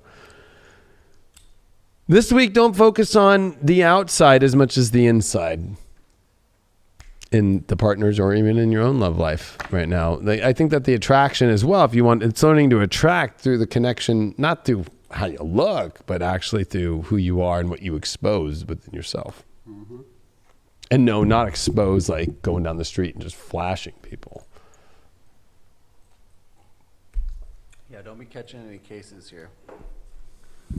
Well, I'm trying to think who was the last celebrity who got caught walking out. That reporter today, we were just talking about that. Oh, that's true. What, he was on a Zoom call and he whipped out his, Yeah. Yep. Don't do that. But I just want to ask you, because I think maybe you're a Scorpio and he stood up. Like you used to do that. What? What did you say? I said maybe he had it out and he stood up. That's even creepier to me. You just zoom in with no shorts on. What is he doing underneath the camera level? Like, people can't see what I'm doing under here. Like right now I could be doing, like, having my phone or something, or I could be have a drink, whatever, right? But if I had my pants off and I stood up. You know what I mean? Like, it was like, hey, everyone. Is that what he did? Is there? I don't want to even see the video if there's a video of it. I'm sure there is video, but That I is heard about it fucking on the radio disgusting. today. So they painted a picture. What, like a picture, like somebody paints portraits for in the courts, like of the jury and all that stuff? Like, what's that going to be like now in the future of this world that they're trying to push on us? Like, okay, so in the court, it's just an image of a television with the person scribbled and the judge with the fucking scribbled video, and they're talking video to video, and then there's a video of the bailiff. Yep. Hey, make sure you keep your Zoom on. Pretty much. Keep those pants on. Whoa! All right, halfway through. Woo! I know. I'm just already thinking. I'm like, have the ones that are trying to think they have control of this world thought this whole thing through yet? Well, 2 pulled out. Sag Aqua. Who's going? Sag. Oh, all right. Saggies.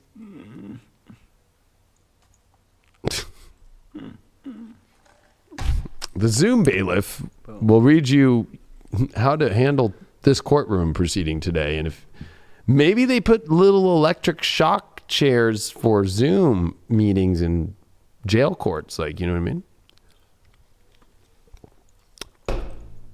Judge Judy just ruled. Apparently we have a judge in the chat. Oh, well, hi, Judge. How are you? Thank you for watching. Bailiff. I hope you were not a sign that did not away. get a bad reading. And I'm a very good person. I have no misdemeanors, no felonies. You can search my record too, Judge. Thank you for being here with me today on Deep Love Tarot, where I am just myself. So I'm going to go back to myself, but I just wanted to pop into my truth of who I am. Thanks for being here. All right, Sag, you pulled the Queen of Pentacles. Good week.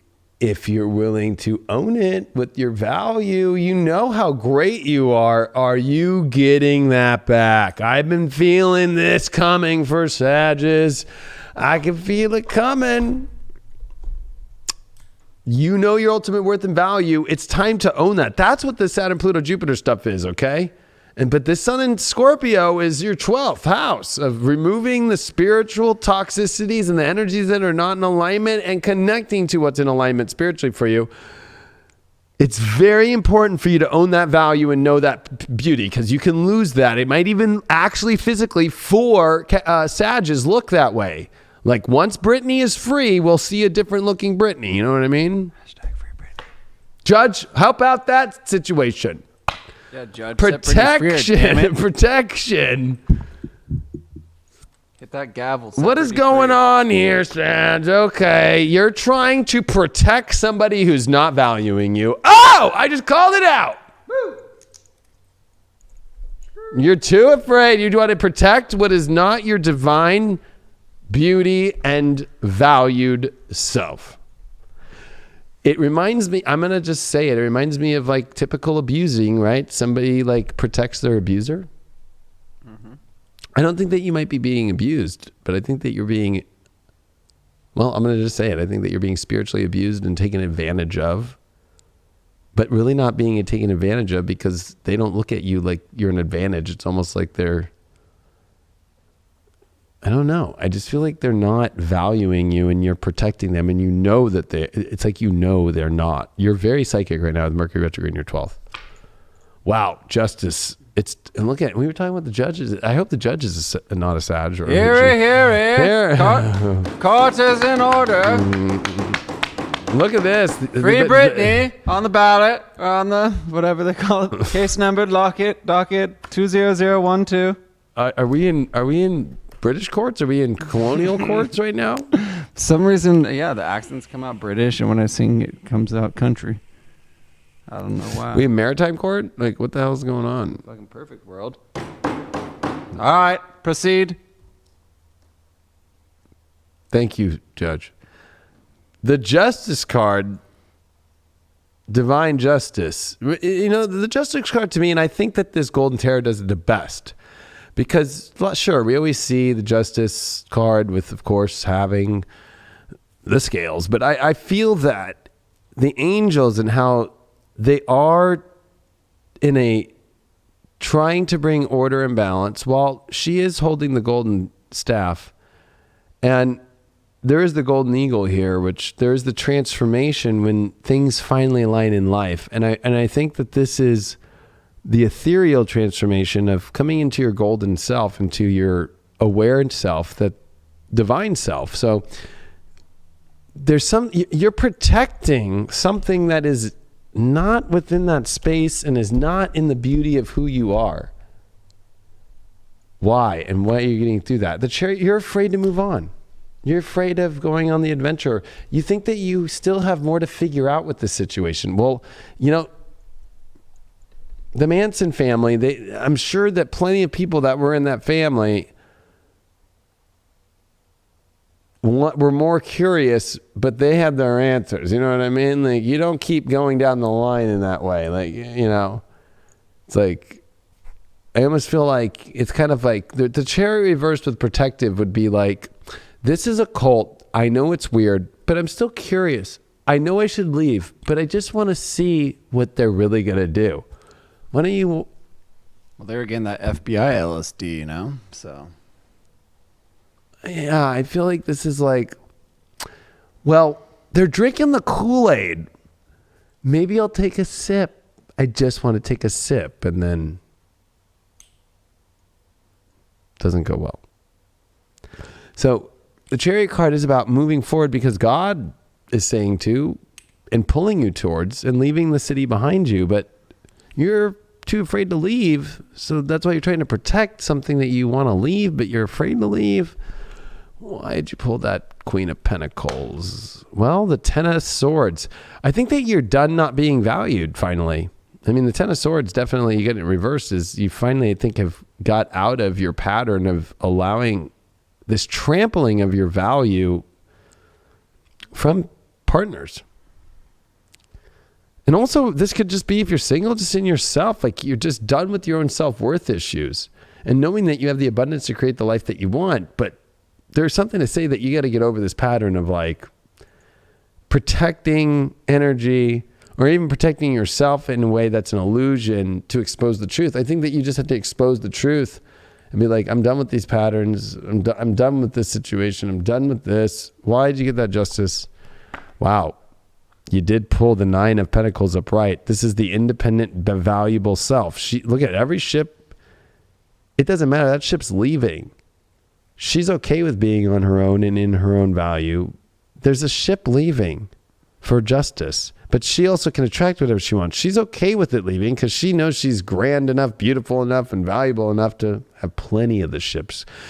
Like Brandy has many ships come a day that she serves them whiskey and wine. Mm-hmm. And they say, Brandy, you're a fine girl. What a good life it would be. But he loves the sea. He loves her. He loves Medusa out there calling him the sirens. What's the overall this? She wears the locket. Oh my gosh, I got the Justice again. So you got double Justice. And we had a judge live during this for you, Sag. There's a judge in the chat live and Justice twice. And look at, is that a kid getting run down by a police officer? No, I can't tell. Oh, you want to see? Here you go. Like, I mean, I get that you like to be the wild and free one, Sag, that does whatever you want, but you are running into the middle of the street and cars could hit you. That's why the cop's going after you. This is not like, oh, that poor kid's getting chased by a cop. That poor kid is blindly a Sag going, no, everything's fine. Like, you know what I mean? Like, really? Why is that? What'd you get as the other card here? You got, Saturn return. Yeah, age. How funny. I was saying you got to grow up. Like, you can't be a little kid that's just running around into the stupid situations that are unjustified for candy. Look at you. Actually, you stole from the candy shop. You've been just going, you're in a thing that was candy, but it's not hardy enough for you. And it's time to get the hardy, and you want a more established life and a life where you're valued and so forth. You're finally ready to go, but you're trying to protect something. You're afraid to leave, and you know that it's the justice is within knowing that you have the value to get whatever you want, but you have to be willing to let that ship leave. There's a lot of ships leaving, I feel, this week. Scorpio season is definitely one that does that. 11th house, Aries with Neptune there. So it's saying that the ego's understanding of the world spiritually and how you think, I think that you're too worried, number one, and sensitive about the world you have and identified with changing, which I can understand, especially Aries rules your 5th house of love. So I would say that a lot of this is like, you have this world that you found that makes you happy, but it's not, it's like a delusion, right? Like there's so many things that just turn around. So it's like a whirlpool that constantly you get little flashes of it. And then most of it though, if you were to actually account for the time, you'd be like, yeah, this actually is not fully what it is. Like, but it also is insecurities that need to be dealt with defining who you are and connecting with new people and having the connection to connect with people differently. Or I don't know why my guys are saying this. You might be dealing with a partner who kind of put you into their world and you're wanting to identify with your own world, and it's not really mixing well with theirs. Even though you thought it was perfect, but it's not. It looks odd and it looks weird. Yeah, kind of standing on like an unsure footage, you know, when you're like wading out into the waters, walking through those tide pools, and you're like, oh shit, I'm stepping on a little seaweed. You gotta be weary. You gotta know where you're walking so you don't fall on your ass and bust your head. That's step number one. Step number two is identifying the issues that are laying in front of you. You know, is it that individual that you let into your life, or are you the issue that's kind of holding yourself back within that? Whatever it is, though, you got to be able to stand on your own 2 feet, and you got to be able to appreciate where you are and where you've been. You got to appreciate the struggles that you've been through. You got to appreciate the strengths that you have, everything that you've achieved, that you are a strong individual, that you are a strong woman, or you are a strong man, whatever it is that you are strong. And you need to appreciate that, and you need to allow yourself to say, no, go on your merry way. I don't need you in my life anymore. Because you're all that you need for a bit. You know, obviously we all need that exterior. We all need that touch. But you're all that you need so that you can build that foundation, so that you can have that stability in your life. Because, you know, if you're not happy by yourself, there ain't nothing that anybody's going to be able to do to make you happy. # free Britney. I agree with that completely, because if you're going to deny your happiness and be with something that doesn't make you happy, it's a lot like Free Britney, because she is a Sag. Exactly. We've already brought this up a million times, Sanders, so I'm not going to. She still has not been free. But she's still not free. Judge, if you're actually real, do some work. Free Britney. And from my research, and I'm not going to say that I'm an extensive researcher in Free Britney movement, but even her boyfriend is like chosen by her father, like has to be approved, and it feels like that he tried to take advantage. I looked at their charts in my love masterclass, and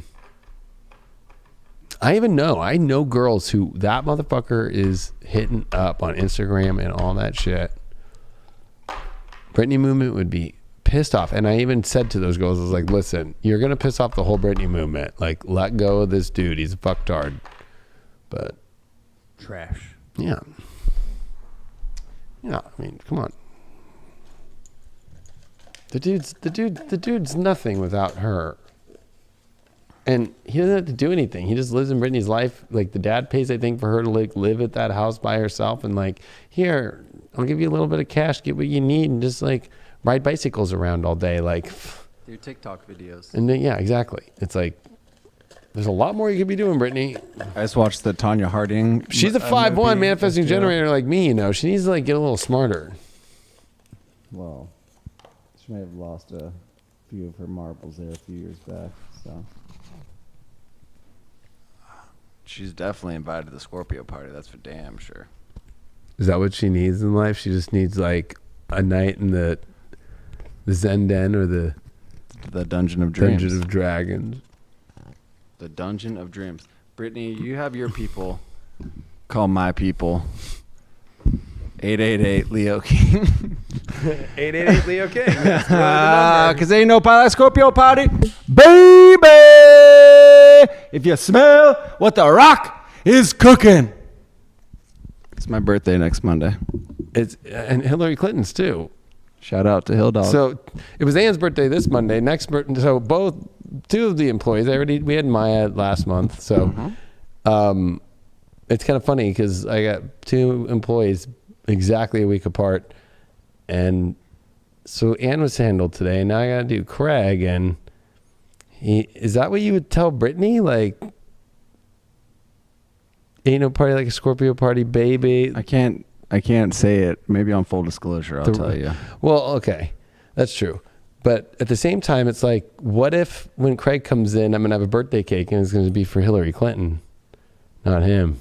They share the same birthday. There'll probably be a noose somewhere in there.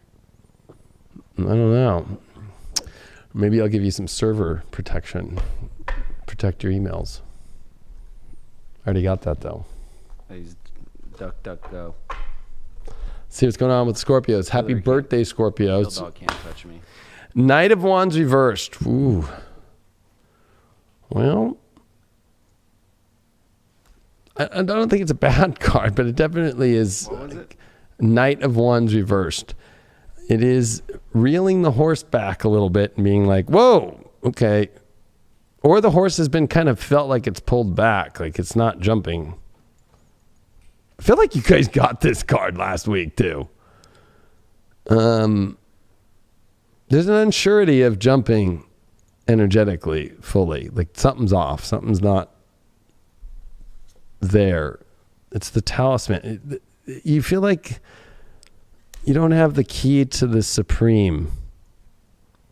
Like you can get the cheese pizza here, but you want the supreme. You need more toppings. And divine toppings. I mean, this is a key that opens up to the true spiritual information gates. And it also, it's like the key maker in the Matrix. Only one key can open up the door that gets to the architect. And for some reason, it's like, well, where's that fucking key? Let me hold back for a second. You are dealing with a Venus in the 11th house. It has to deal with like, is the world that you want to live and the stimulation enough? And does that, I almost feel like it's a doorway that you have a key to, but the other person doesn't want to go in that door. You pulled the Chariot card up right, which is the card of moving into new directions or just going fully in the direction that you want to go. So, but it's divinely guided by spirit. It's like got tons of magic. It's holding the magician wand, and it's got this, the Sphinx that are pulling it, and it's leaving a city behind. In a love reading, it's definitely going after something or leaving something, or both, leaving something for something, and yada yada. The reason why that talisman, the lover's reversed, wow, on the talisman. So it's like you can't seem to unlock the door to why a love situation is not working, or it's not going to full love.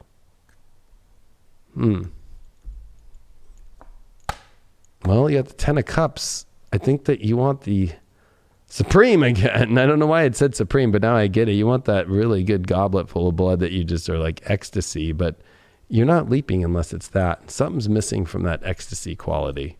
Something's missing from also the 10 of Cups is the cup that deals with family and the rainbow and like, I am set. So there's something where you're holding the horse back because you're like, this isn't something I feel like I would set fully into. Queen of Pentacles in reversed. It's almost like you're not being valued. So you got to move on, or you feel stupid because you felt there was a lot of quality, or you feel that the partner isn't owning their value and their ability, which then they don't understand what you do because of the values that you do. Huh.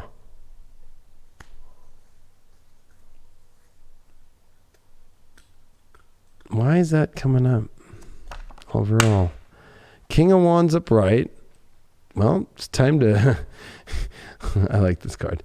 It's like, hey, I'm owning this. This is my happiness. So this is definitely you stepping into the power of love.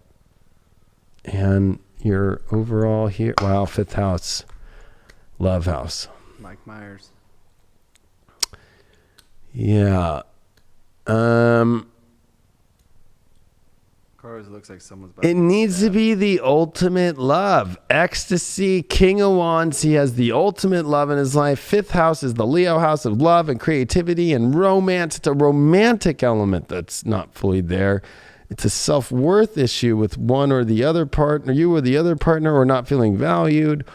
And the Chariot trying to say, I've seen all I can see and I got to move in a new direction with this. And the Lovers reversed to understand why the key is not unlocking the ultimate to the divine, and the reason why you are pulling back the horse and it's not moving forward is because there's something missing here of ecstasy.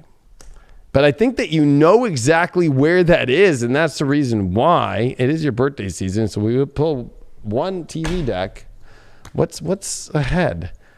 Wow, the King of Wands reversed. Okay, how funny is that? It's like what's ahead is no more putting emphasis of such a high esteem on things that don't have the high, most awesome energy, and only doing it if it is. It's like, you're a Scorpio. Like, this is a very Scorpionic card. Like, when it's good. Like, the vampire knows the good blood. And I feel like this is definitely a little complicated, but it's not complicated. It's more like getting complicated in, should I come or should I go? Should I stay or should I go? Am I being valued, and is it the ultimate ecstasy? It almost like feels like it's like, we use this term in SoCal, bunk. Like, it's like, oh, that was bunk. Capricorn, 7th house Mercury. So you have some big choices that you're processing in your mind about your relationships, about the longevity and whether or not it has the ability to move forward and to actually become something of more than just a definition, but actually what is the recognition? And is this something that you want to be recognized with? Is this something that the environment that you're around is creating a better life for you in the long term? Or is it continually just being a relationship that feels more like a block than an actual moving the ladder up higher? Or has the ladder just stopped, and that means that there's a block, that the environment, it's about the environment. So the area that's around the relationship, the vibe, the things you do, the place you live, all those things.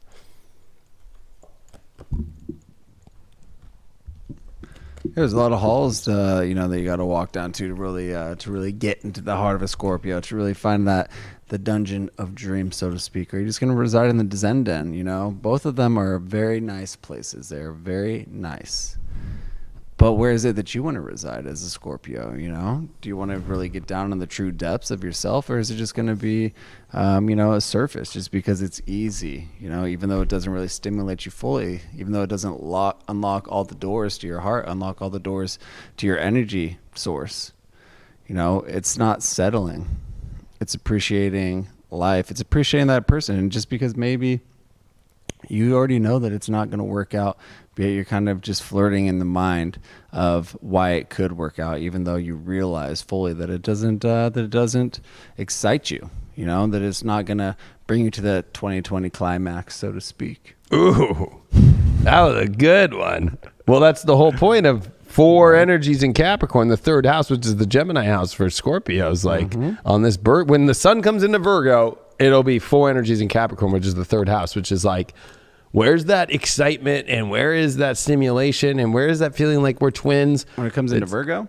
No, when it comes to Scorpio. No, you said Virgo. Yeah, so when it comes into Scorpio.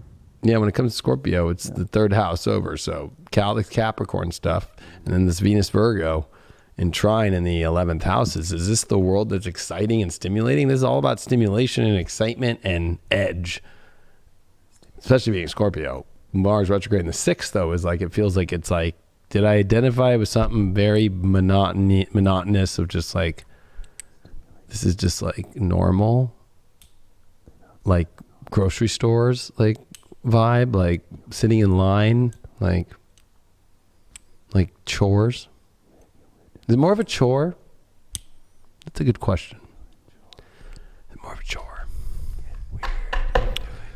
That's not fun. Chores are cool for like a week or two. Like chores with relationships are fun for a week or two. But if you don't have anything else more exciting, like you said, going into the fucking dungeons once in a while and coming back into the Zen den, then it's just chores. And then it's boring.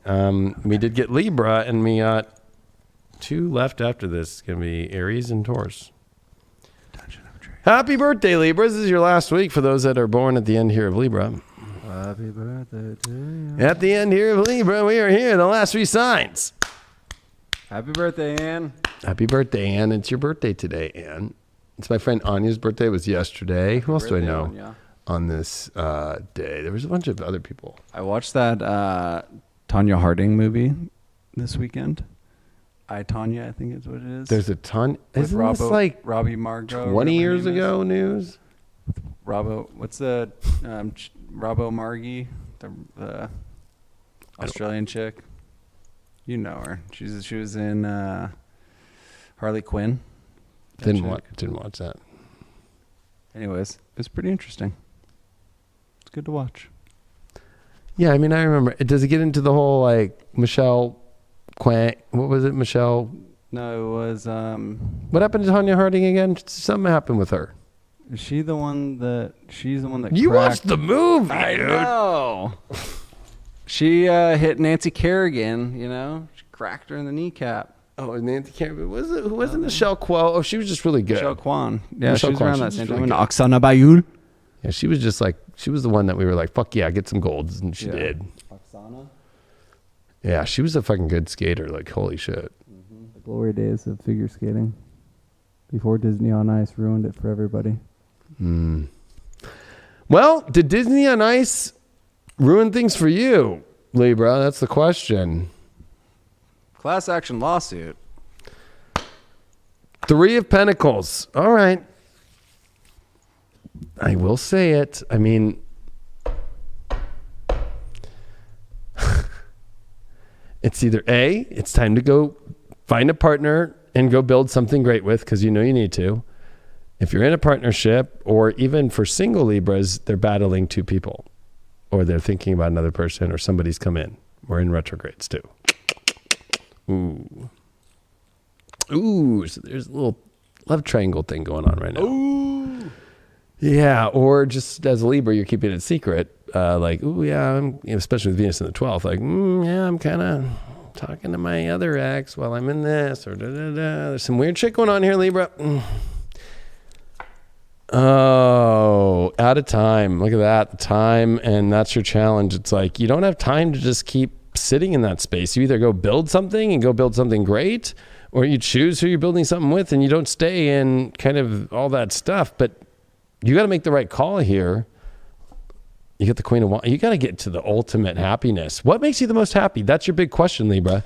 I think that you're living like trying to protect,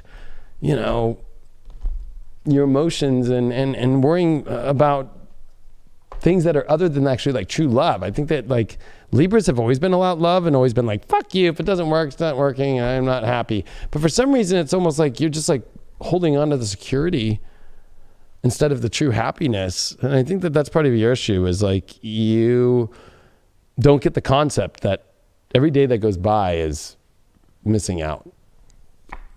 Ooh, yeah, vision reversed. Ooh, that's a rare card. And yes, there's also Aquarius. People are going crazy in the chat. There's still Aquarius we have to do as well. Oh, well, it's not. But it must not be. Oh, wait, it's Aqua and Taurus, Aries, and there's no Taurus in here for some reason.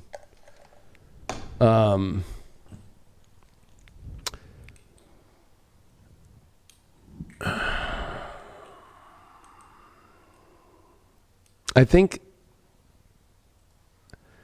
because time is deeply connected with our destiny. Time is definitely deeply connected with where we're at. We feel like we're at it. I think that your vision of where you're at in your life and relationships and how it should be handled is based upon a vision that's unwarranted and it's backwards. It's almost like, well, I need to be in this because I'm this old, or I need to be in this because of where I'm at with this period in time, or I have this, or da-da-da. That vision, though, that's giving you the excuse of where you're at, it has got to be relooked at because it's a vision that actually creates like a whole part of your complete reality in many ways. And I think that this is a complete, especially with Uranus in the 8th and with Mercury right now in your 2nd, like this is re-looking at what do you really want in your life? And maybe that vision is going to change based off that. That love triangle, 3 of Pentacles, you got the Chariot reversed. Oh, wow. A lot of chariots rolling around lately. And the Chariot reversed, like you're too afraid to go and make a choice and go in the direction that you know you want to. You just keep feeling like you need more info. And then you're holding off on like, well, the vision is this, gotta hold on to this vision and but the universe is trying to break this whole energy apart to the ultimate happiness and love. Why is that?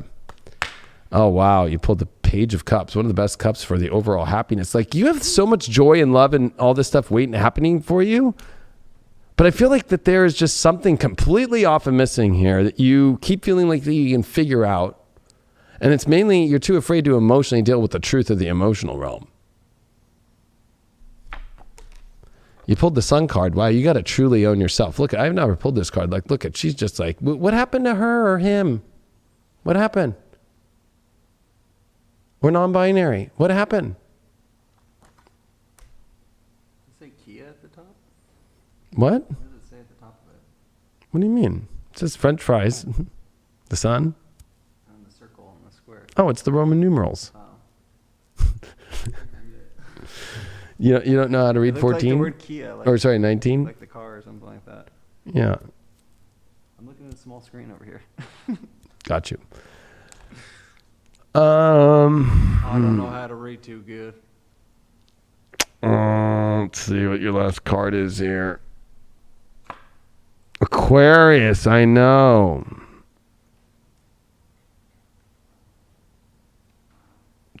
The rebel within you has got to come out. That's the true Libran soul for love. She or he has been suppressed by a vision that time, and you should be doing this at this time. And what's under that Chariot reversed again? It's a love triangle within yourself. It could be just you seeing a picture of your ex or seeing somebody down the street and being like, oh shit, something's got to be just arranged here differently, that it's not going exactly the way you want to. And there's definitely like holding it down just for the emotional security to save something, instead of it just being like, I'm doing this because I'm really happy and I'm enjoying and I'm in love.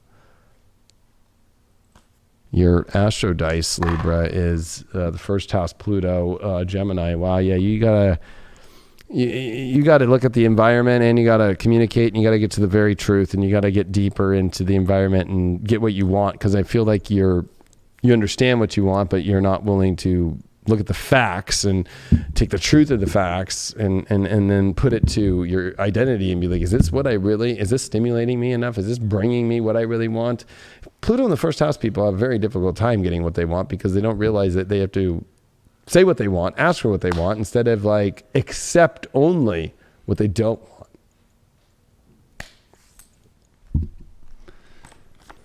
And it's stepping outside of ourselves as well, not getting caught up in our mind, not getting caught up in, wanting to look at our ex or wanting to think about our ex, because we don't necessarily want to do that, but yet we allow ourselves to kind of feed back into that and not kind of progressing forward. We're stuck in this whirlpool, just spinning around, that same thought process, that same emotional state, instead of actually putting an end to it, cutting the grips and maybe putting that in reverse, slamming it in reverse and getting the hell out of there. Whatever it takes to kind of, mobilize yourself again, mobilize your spirit and that essence of you.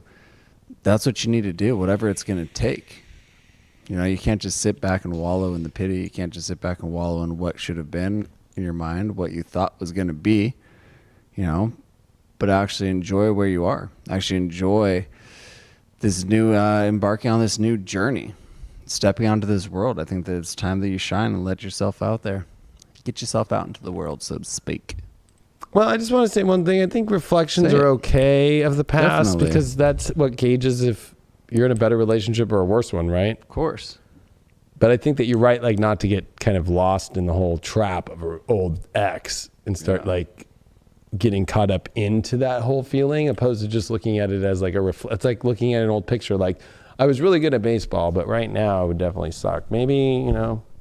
And believe me, I know that it is easier to say than it is to do that shit because I mean, I still get caught in that whirlpool sometimes from time to time. Tell you that much. No, I know. It's not easy. I mean, it's not easy, but I think sucked back down into that shit. it's okay to, I think, the past is just reflective. That's really all it is. So it's like looking at reflections and being like, is my present and with the future going reflecting the good parts of my past, or is it doing quite the opposite? So which one are we missing from there? Taurus. Should we just do Taurus right now? Yeah, we'll do Taurus right now. Bam! Magic Taurus. Taurus have a magical week, I guess. There you are, Taurus. Just like... Keep holding it. Trust me, you and I already all synced. Like I'm holding it. I'm trying to do the bullseye.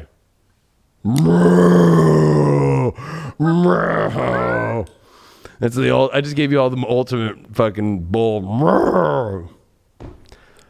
All right, Taurus, we love you very much. Let's see what's going on with the bulls this week. Remember, Sun Scorpio this week. That's your relationship house with Mercury retrograde. There's a lot going on in Taurus' life and the whole redirection and the whole rethoughts of relationships right now. Wow.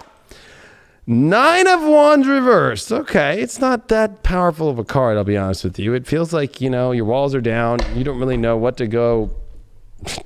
I feel like you're a lost puppy right now when it comes to that, but that's okay. I think that you have the ambition and the power to have something that's worth putting all your energy into and then, throwing out a security guard to protect it and do all the right things. But I think that it also is just like a defender, right? Like, I don't think you don't know what to defend. Like, I think you're kind of, I think that there's a lot for you to question right now deep inside of yourself of being like, I'm open, right? All this ninth house energy with all Saturn, Jupiter, Pluto, and the moon that'll be here when the sun comes in Scorpio is like, on Thursday, it's like just opening up. Just opening up. Like, definitely not having walls, because nine of Wands is definitely like a guard at the gate. So letting go of that guard at the gate is important. And I think the challenge for you is maybe, friendship. Okay, so one is if you're in a partnership or you're single, it's like maybe when you try to play it too friendship-y and then cross the line, it hasn't worked out right. Or two, maybe it's hard to find a partner where it feels like they can be a friend but can't cross lover. But, this is where lines get kind of crossed, right? And it's like they can go different directions because friends can go different directions. And that's okay. Where lovers, when they go different directions, that's a breakup. But when friends go different directions, it's like, all right, I'll see you whenever I see you next. You know what I mean? And I think that's your issue, is you keep kind of finding situations that feel like it turns too much like friends, and maybe you purposely put them into that space. And I think that's your problem. Because it's not something worth defending when it's like love, because friendships you don't trap, right? And I'm not saying to trap lovers, right? Because it's not about that. But it's like, love has a different encompassing energy around it than friendship. You did pull the 8 of Pentacles upright. So I would say that in order for you to have your love life go the way that you want to, it's about finding something that would work into the world that you've already built, and somebody that also has a world that they've already built and that is operating. So I think that part of the friendship thing is I think that you've been trying to help people that don't have their worlds together. They don't have their shit together. They don't have, but and I think that for you, that's a reminder to have somebody that does have all those worlds together, and that you have that world too, and how that can mix and match. It doesn't have to just be friendship. It can be a lot more, but I think that you've always been taking on friends or people who act more like friends because they want help from you. You did pull the High Priestess on that friendship thing. It is about a little bit more higher divine than friendship. I mean, the High Priestess is always the highest of understanding of the ethereal, right? So it's almost like it's friendship that's divinely higher than just friends. It's like got more. It can have that understanding. It can let each other go in their own unique ways, but it's also boomeranging itself back in an understanding like the infinity. And I would say that, I don't know why I'm channeling this right now, but also this High Priestess is the second card, technically the third, but It is a 2. It is about understanding. Look, we got 2 and 2. And I think that it's like, this is something that it's about what really makes sense and what crosses the right lines and what feels like we're not crossing any lines at all. Like we're not connecting on any level. That's the challenge, is I think that you keep picking people where there's just no common denominators, and especially spiritual ones. 9 of Wands in reverse came because the 3 of Wands has come up. So this is definitely where I think that you've come into a place where you're so open because the worlds you thought that were going to work, the energies that you thought would be worth defending are not. And now it's time to search for a whole new world. The ships didn't come in the way you wanted to, and that's okay. So this is about being just wide open and opening your soul to the greatest way that you can for love, because you don't want to miss this opportunity. Venus trine Jupiter and Saturn and Pluto in your love house this week with a sun in Scorpio. This is a big week for Tauruses, not only astrologically for love, but also here in this tarot. And you did get the Wheel of Fortune. You got great luck. If somebody that you pick has their shit together and actually has a business or their job, they know how to do what they do and they have proof of it. The 8 Pentacles show that they have the achievements up on the wall to prove it. It's time that they've put in. Mastery. You have fortune for people who have found their mastery within themselves and for the mastery within yourself. Because that's, I think, been your issue, is that you've been finding people that have been just more like just friends and not masters of love with you. Your overall that you did get for this is the Magician reversed. So, and the 9th house. You're not a magical person right now because of the fact that you have issues with faith in opening up yourself and allowing it to be fully open. It's always finding some sort of excuse or finding some sort of, energy to not allow the door to open. It's like you're afraid of the UPS person coming in with the package, even though you want the package. And I would say that that's your issue, is that you can't have the magic you want if you don't have the faith and if you're not wide open enough and adventurous enough to have the love come in or seek new adventures, that are not magical, or situations that aren't magical. If you're afraid to seek those new adventures to get out of that, how are you going to get out of that, right? So you did pull the 9th house, which is the house of opening up new doors, Neptune. It's your beliefs in Capricorn. I would say that you have these rules and these beliefs that are very delusional that have to be let go. And I would say that it's about, in order to achieve what you want in love right now, or with a partnership you're in, you're gonna have to let go of those rules for a second and blur them out and like totally release them in order to open up. Because I feel like you have too many blocks in front of all these great doors to open up the garden that you want in your life. And it's time, Taurus, to do that. You don't want to waste this week. You definitely got one of the better readings.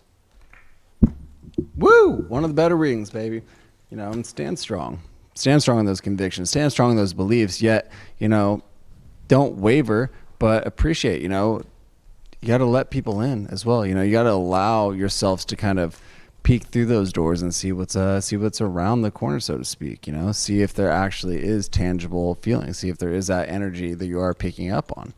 It's like I want to say heat-seeking missile, but almost what is it when you're going through like a metal detector through the sand, whatever the hell that's called. And you might not be able to see what's underneath that layer, but you're picking up on an energy wave. You're picking up on an individual that's kind of sparking that interest. You need to go towards that. Follow the beep in your life. Where's that sonar picking up on? Don't shy away from it. Go towards it. Use that energy force. Go towards it. Don't run away and hide. Don't run away and hide. Don't be scared. All right. It's either Aries or Aquarius. Remember, you chose Sag over the Aquarians, so they're probably pissed. It's Aquarius, so we are going Aries last. They don't like to be last either, so. I do what I want. It's really Aquarius. I do what I want.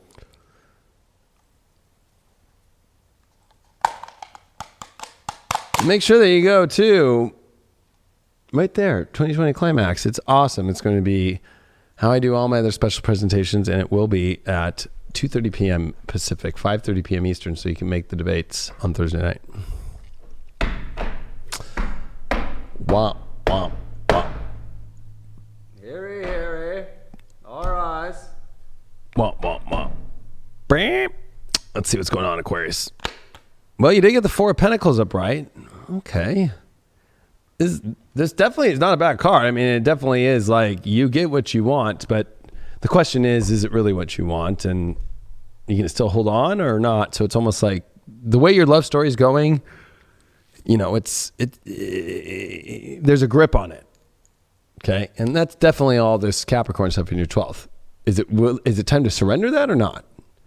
I mean, you know, and I will say she is alone in the room. You could be in a marriage or whatever, Aquarius, but it feels like you're alone in the room. Or especially if you're single, you feel like you're just alone in the room. Like maybe even like trying to do a portrait of yourself. Look at that. That card just really gets me with the moon behind it.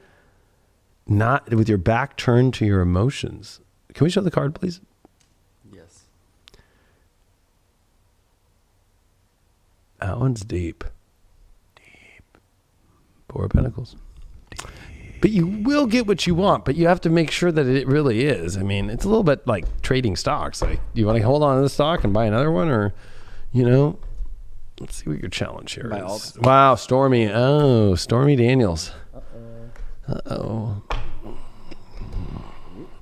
I actually don't think this is a bad thing. I think that the storm has shown up in your life emotionally, especially with Uranus, Mercury and Scorpio in your 10th, and the Scorpio energy in the 10th. I think that the truth of where you want to go is showing up, but the storm is trying to let this part of you that's holding on to the way things should look in your love story by yourself in your own way, so it could break it apart. Because at one point, sometimes the storm comes and you have to drop something in order to, you know, move to the next zone. We were on tsunami watch today, actually, from the Alaska earthquake. So I think that, you know, the storms come, you know, if there was a tsunami coming, I think that, you know, I definitely wouldn't be like grabbing every little piece of every little thing that I feel like it should be in my life, right? I just grab the things that I need and just go. And for you, what do you need in love? And or what are you holding on to that's not allowing you to have that? Ooh. Wow, you got the Two of Cups. This is about soulmate energy. So it's difficult because I think that, you know, you're unsure how to deal with the soulmate situation. And I only say that because it's coming with stormy in between. There's a lot of waters churning here and there's a lot of emotion, but there's also this independent part of yourself. And then there's the union part of yourself. The women even in this card look the same. Look at that. We can look at the card.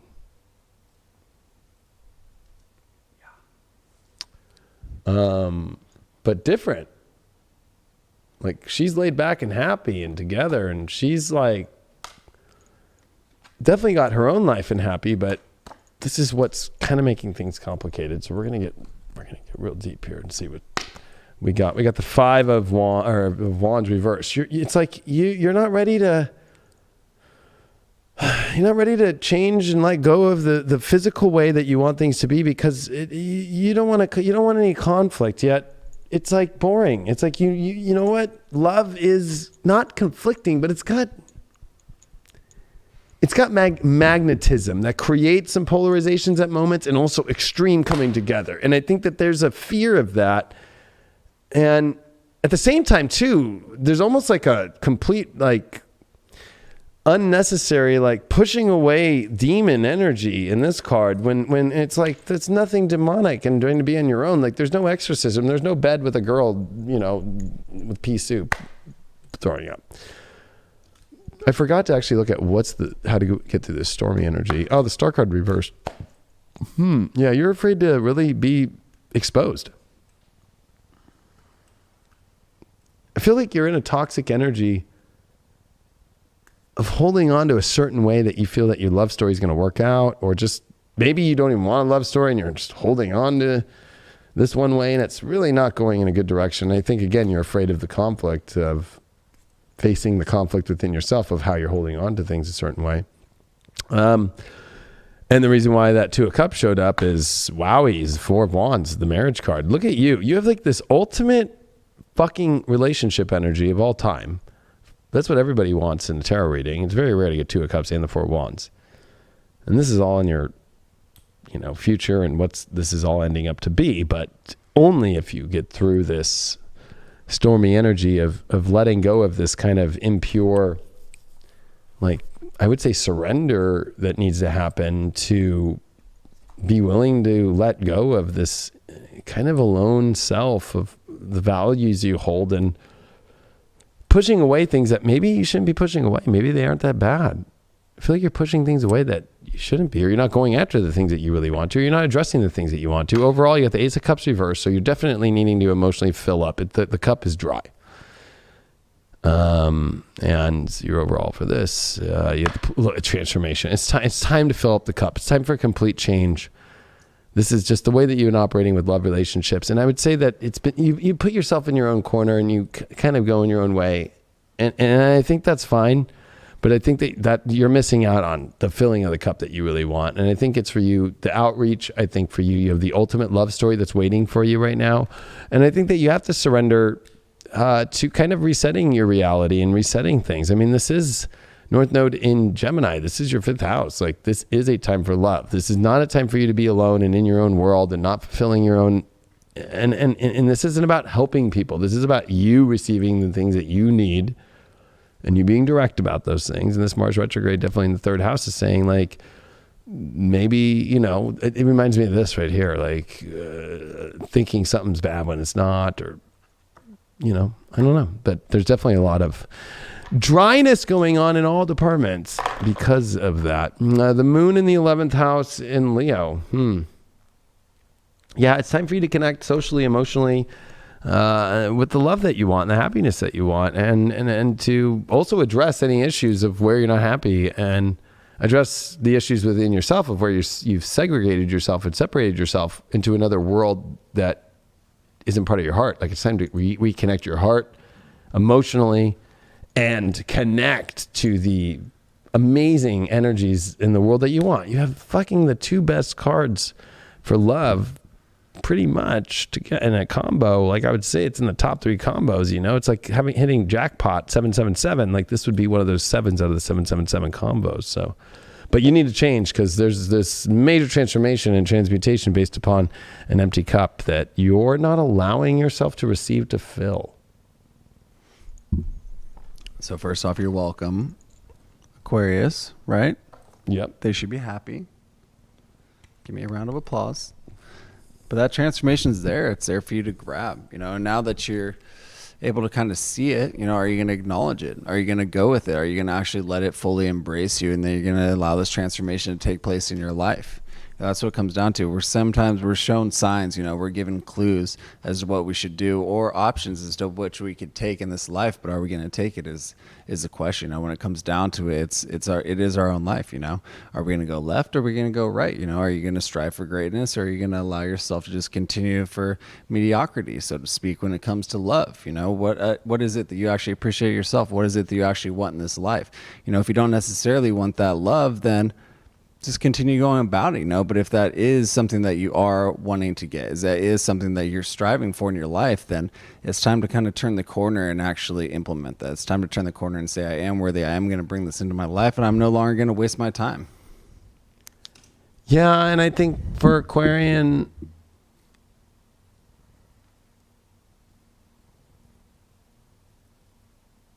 the results have come in. That you alienate yourself, not from what other people do, but because you choose to alienate on your own.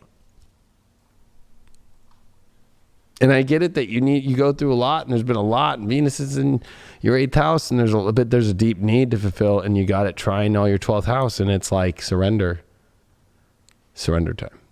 Last one, the Aries. Boom. Aries, are you ready for this report? See what's going on with the Aries. 6 of Cups. Interesting way to put this card, although this is kind of a weird deck, but it is a great card. It is a card of making good memories and coming into kind of a much more tranquil place. I think that's what you're seeking. That's what you're wanting, but it's also about building memories. So if you're afraid to take on certain situations, all this 8th house is like, it's time to receive. It's time to really receive in a good way. And I would say, come on, it's time to build those new memories, you know, and find that tranquil, beautiful place. And that harmony and that balance in your relationships is important with the sun finishing in Libra this week. You did get the gratitude card as your issue. Maybe you're not looking and seeing I mean, I think that this is for more partners. I would say maybe find more gratitude in what you have and find those new memories. Or there might be just something within yourself that you need to find more gratitude in yourself right now for the situation you have. And that's going to bring good memories, because coming into great memories means that you're in a grateful place of life. We don't ever make good memories when we're upset or we're in a bad mood or stuff like that. And I think that there's a little bit of crankiness that could be coming up, especially with Venus in the 6th house. But the trines to the 10th house is like, hey, get that shit in order and fucking go execute and get what you want, Aries. You know what I mean? We did get the Ace of Pentacles upright. This is a great card. This is a card definitely of stepping into just kind of like a whole new reset of the reality and the physical realm and starting to achieve the things that we want to see. But you got to be grateful. And, gratefulness is the ultimate to receiving in life. I think when we pray and we just ask for things without having gratefulness, that's not pain. That's not getting anything in return. To help yourself become more grateful, look at that. Greed. Ooh, that's kind of weird. Wow. Talk about two polar opposites. And this is how you get through it. It's almost like you need to be more greedy about being grateful. I would say that you should, don't forget what you have. Because if it was lost, ask yourself that question this week.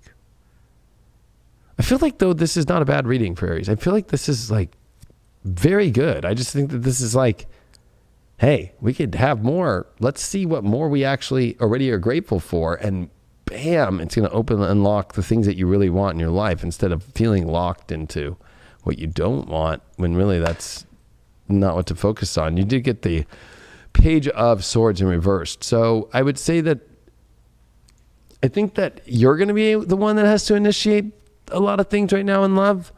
Set the tone, set the initiative, set the vibration, how you communicate. I think if you're expecting your partner to be a certain way and you're expecting them to create like this Polaroid moment and how you want to see things, or if you're not seeing a Polaroid moment and you're single and you're not seeing anything, like you need to like go flirt, or you need to go like, you're an Aries. You got to go make those things. You got to learn to attract it in. Scorpio. With the Mercury retrograde there, you got to break out the truth. Like, hey, this is what I really feel. This is what I want to be. You did get the 9 of Cups. With this, there is an amazing world waiting to unlock itself, and I would say that it's going to happen. But on your communication aspect, and also learning to communicate the beauty and the grace and the things that you want it to be like, I think that Aries are kind of wasting their time right now, and not going after what they want. This is like finding excuses for not having an abundant, beautiful life, and communication is like kind of the issue. It's like you're expecting the other person to be a certain way and be this ultimate memory, but it's like, look at yourself.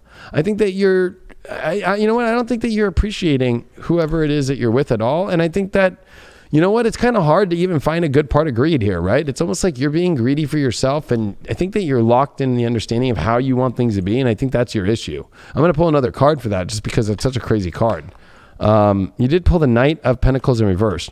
You're stuck in your own self-worth issues, physically, money-wise, and it's almost like you're projecting onto people, and that's the people you shouldn't be with, just because, like, in many ways they're triggering you and you're not ready.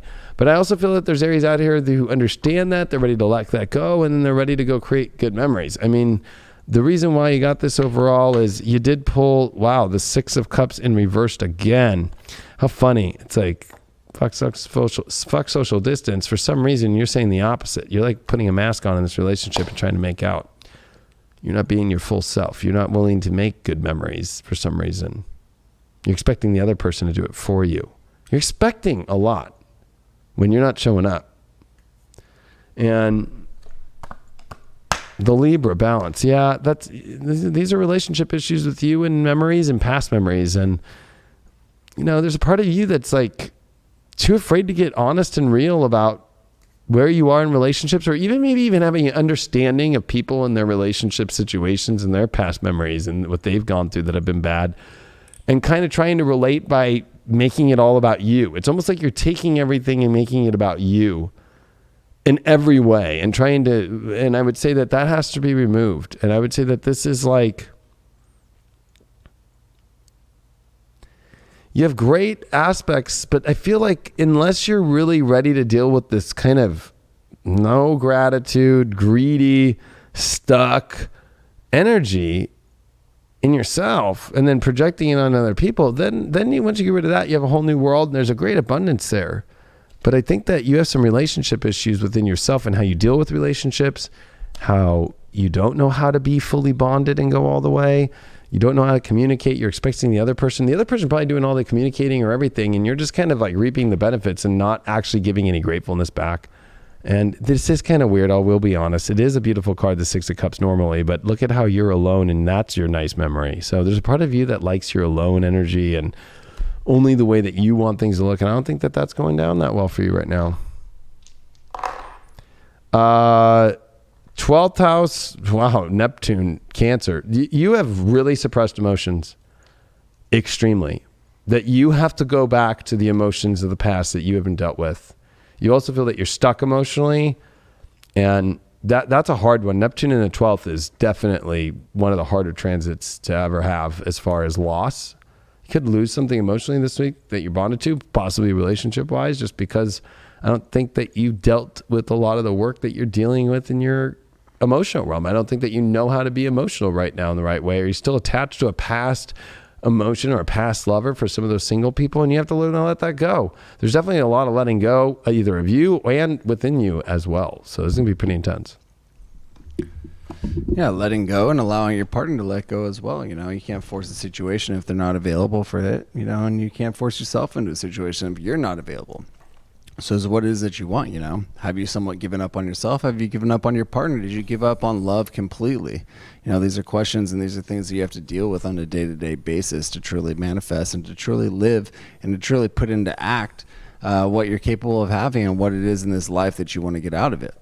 You know, are you lost? Are you trying to be found? Are you seeking?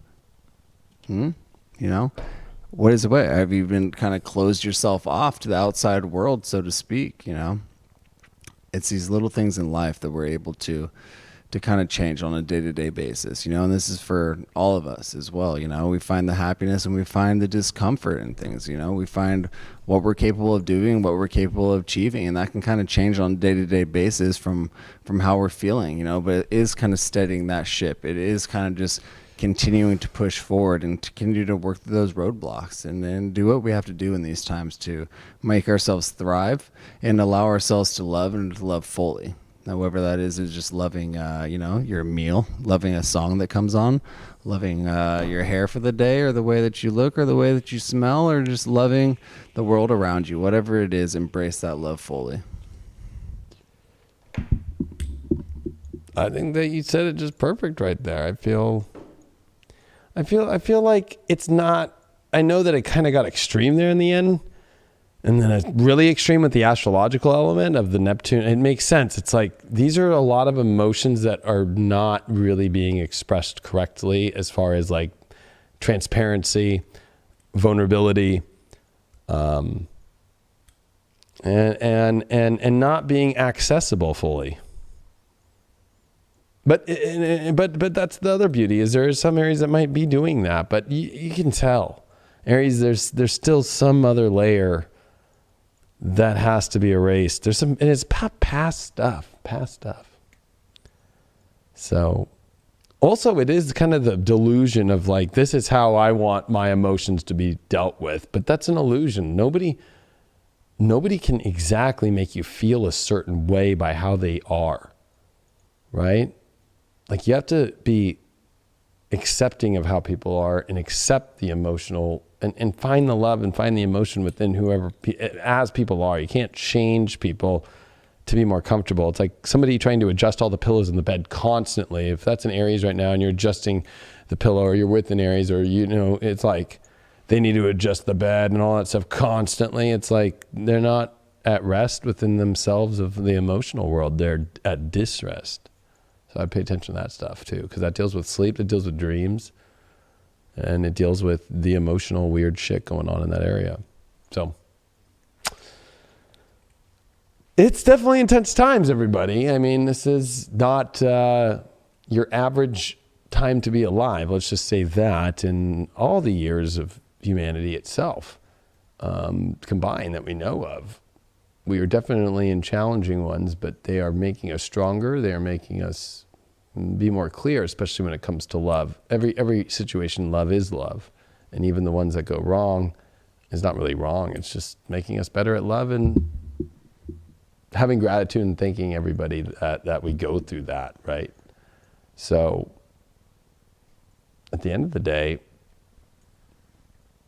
wherever the universe takes us, the universe is the one taking us for the ride. We're the passengers. And I think that we need to remember that in the end.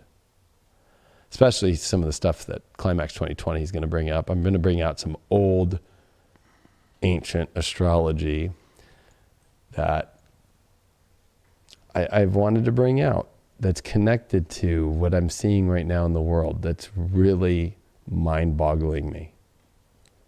We've had these debates. I'll give you a precursor. We've had these debates. We had this debate from astronomers to astrologers, right? It was like astrologers turned into astronomers. You know, it's like now the world is going from, you know, that you take care of yourself and you're your own sovereign human being to know these certain people that are smarter can figure out the world. And you can't. And the last time that happened, it just created another society and another basis where unless you're at this kind of place, and it's kind of weird that it's connected with school or the South Node, I'm going to go into some really deep shit and to not fall for it. So I'm sending you all my best, especially when it comes to love. Anybody who's trying to school you needs to be schooled themselves. So, but I think we're all doing that to each other, to be honest. So that makes it even more complicated. Although I think that there is, if it's real, that energy isn't there. And sometimes, you know what, in life, you can't be afraid to be a lover. You can't be afraid to keep trying and keep kissing frogs till you find the prince or the princess. Like, I just think that that's life. For some reason, though, that's hard for some people and it's easier for others. And it's also a society thing where it's almost looked frowned upon too. But if anything, it's actually the moment in time in our reality when it's quite the opposite, where it's not as frowned upon as it was 200 years ago or even 50 years ago. So don't feel bad about it and don't feel weird. You got to understand with astrology and with spirituality and alchemy and the understanding of where we're at in the universe, this is where we're at. It's 2020. It's not 1950. It's not 1900. It's not 1612. It's not, 1284. So I always say when it comes to that 1284 stuff, back in the day before Shakespeare and all that stuff, like there was no drama. Like that, you have to remember that was created through stories. So like if your partner died, like it wasn't like this huge traumatic event. And if the woman had her husband die, she found another dude to do the things that needed to be done. And that was survival. So, and that still happens today in indigenous tribes. And there's a good 3 million people out there, or 3 billion people out there, you have to remember, that don't even have more money than $1. And they live in totally different lives than we do. And they have to go through those things still. And if you see that, of course, tribes do have their beauty connection and so forth, but they also understand like what aligns and what doesn't in life. And they don't do things because they feel like they have to. They do things because it's divinely allowed to encompass them in the right way. So, there's a lot, but getting too deep. That's why you should be on highvibe.tv, and you should join 2020 Climax. It'll be on Thursday. Sending you all of our best. Do you have any last words?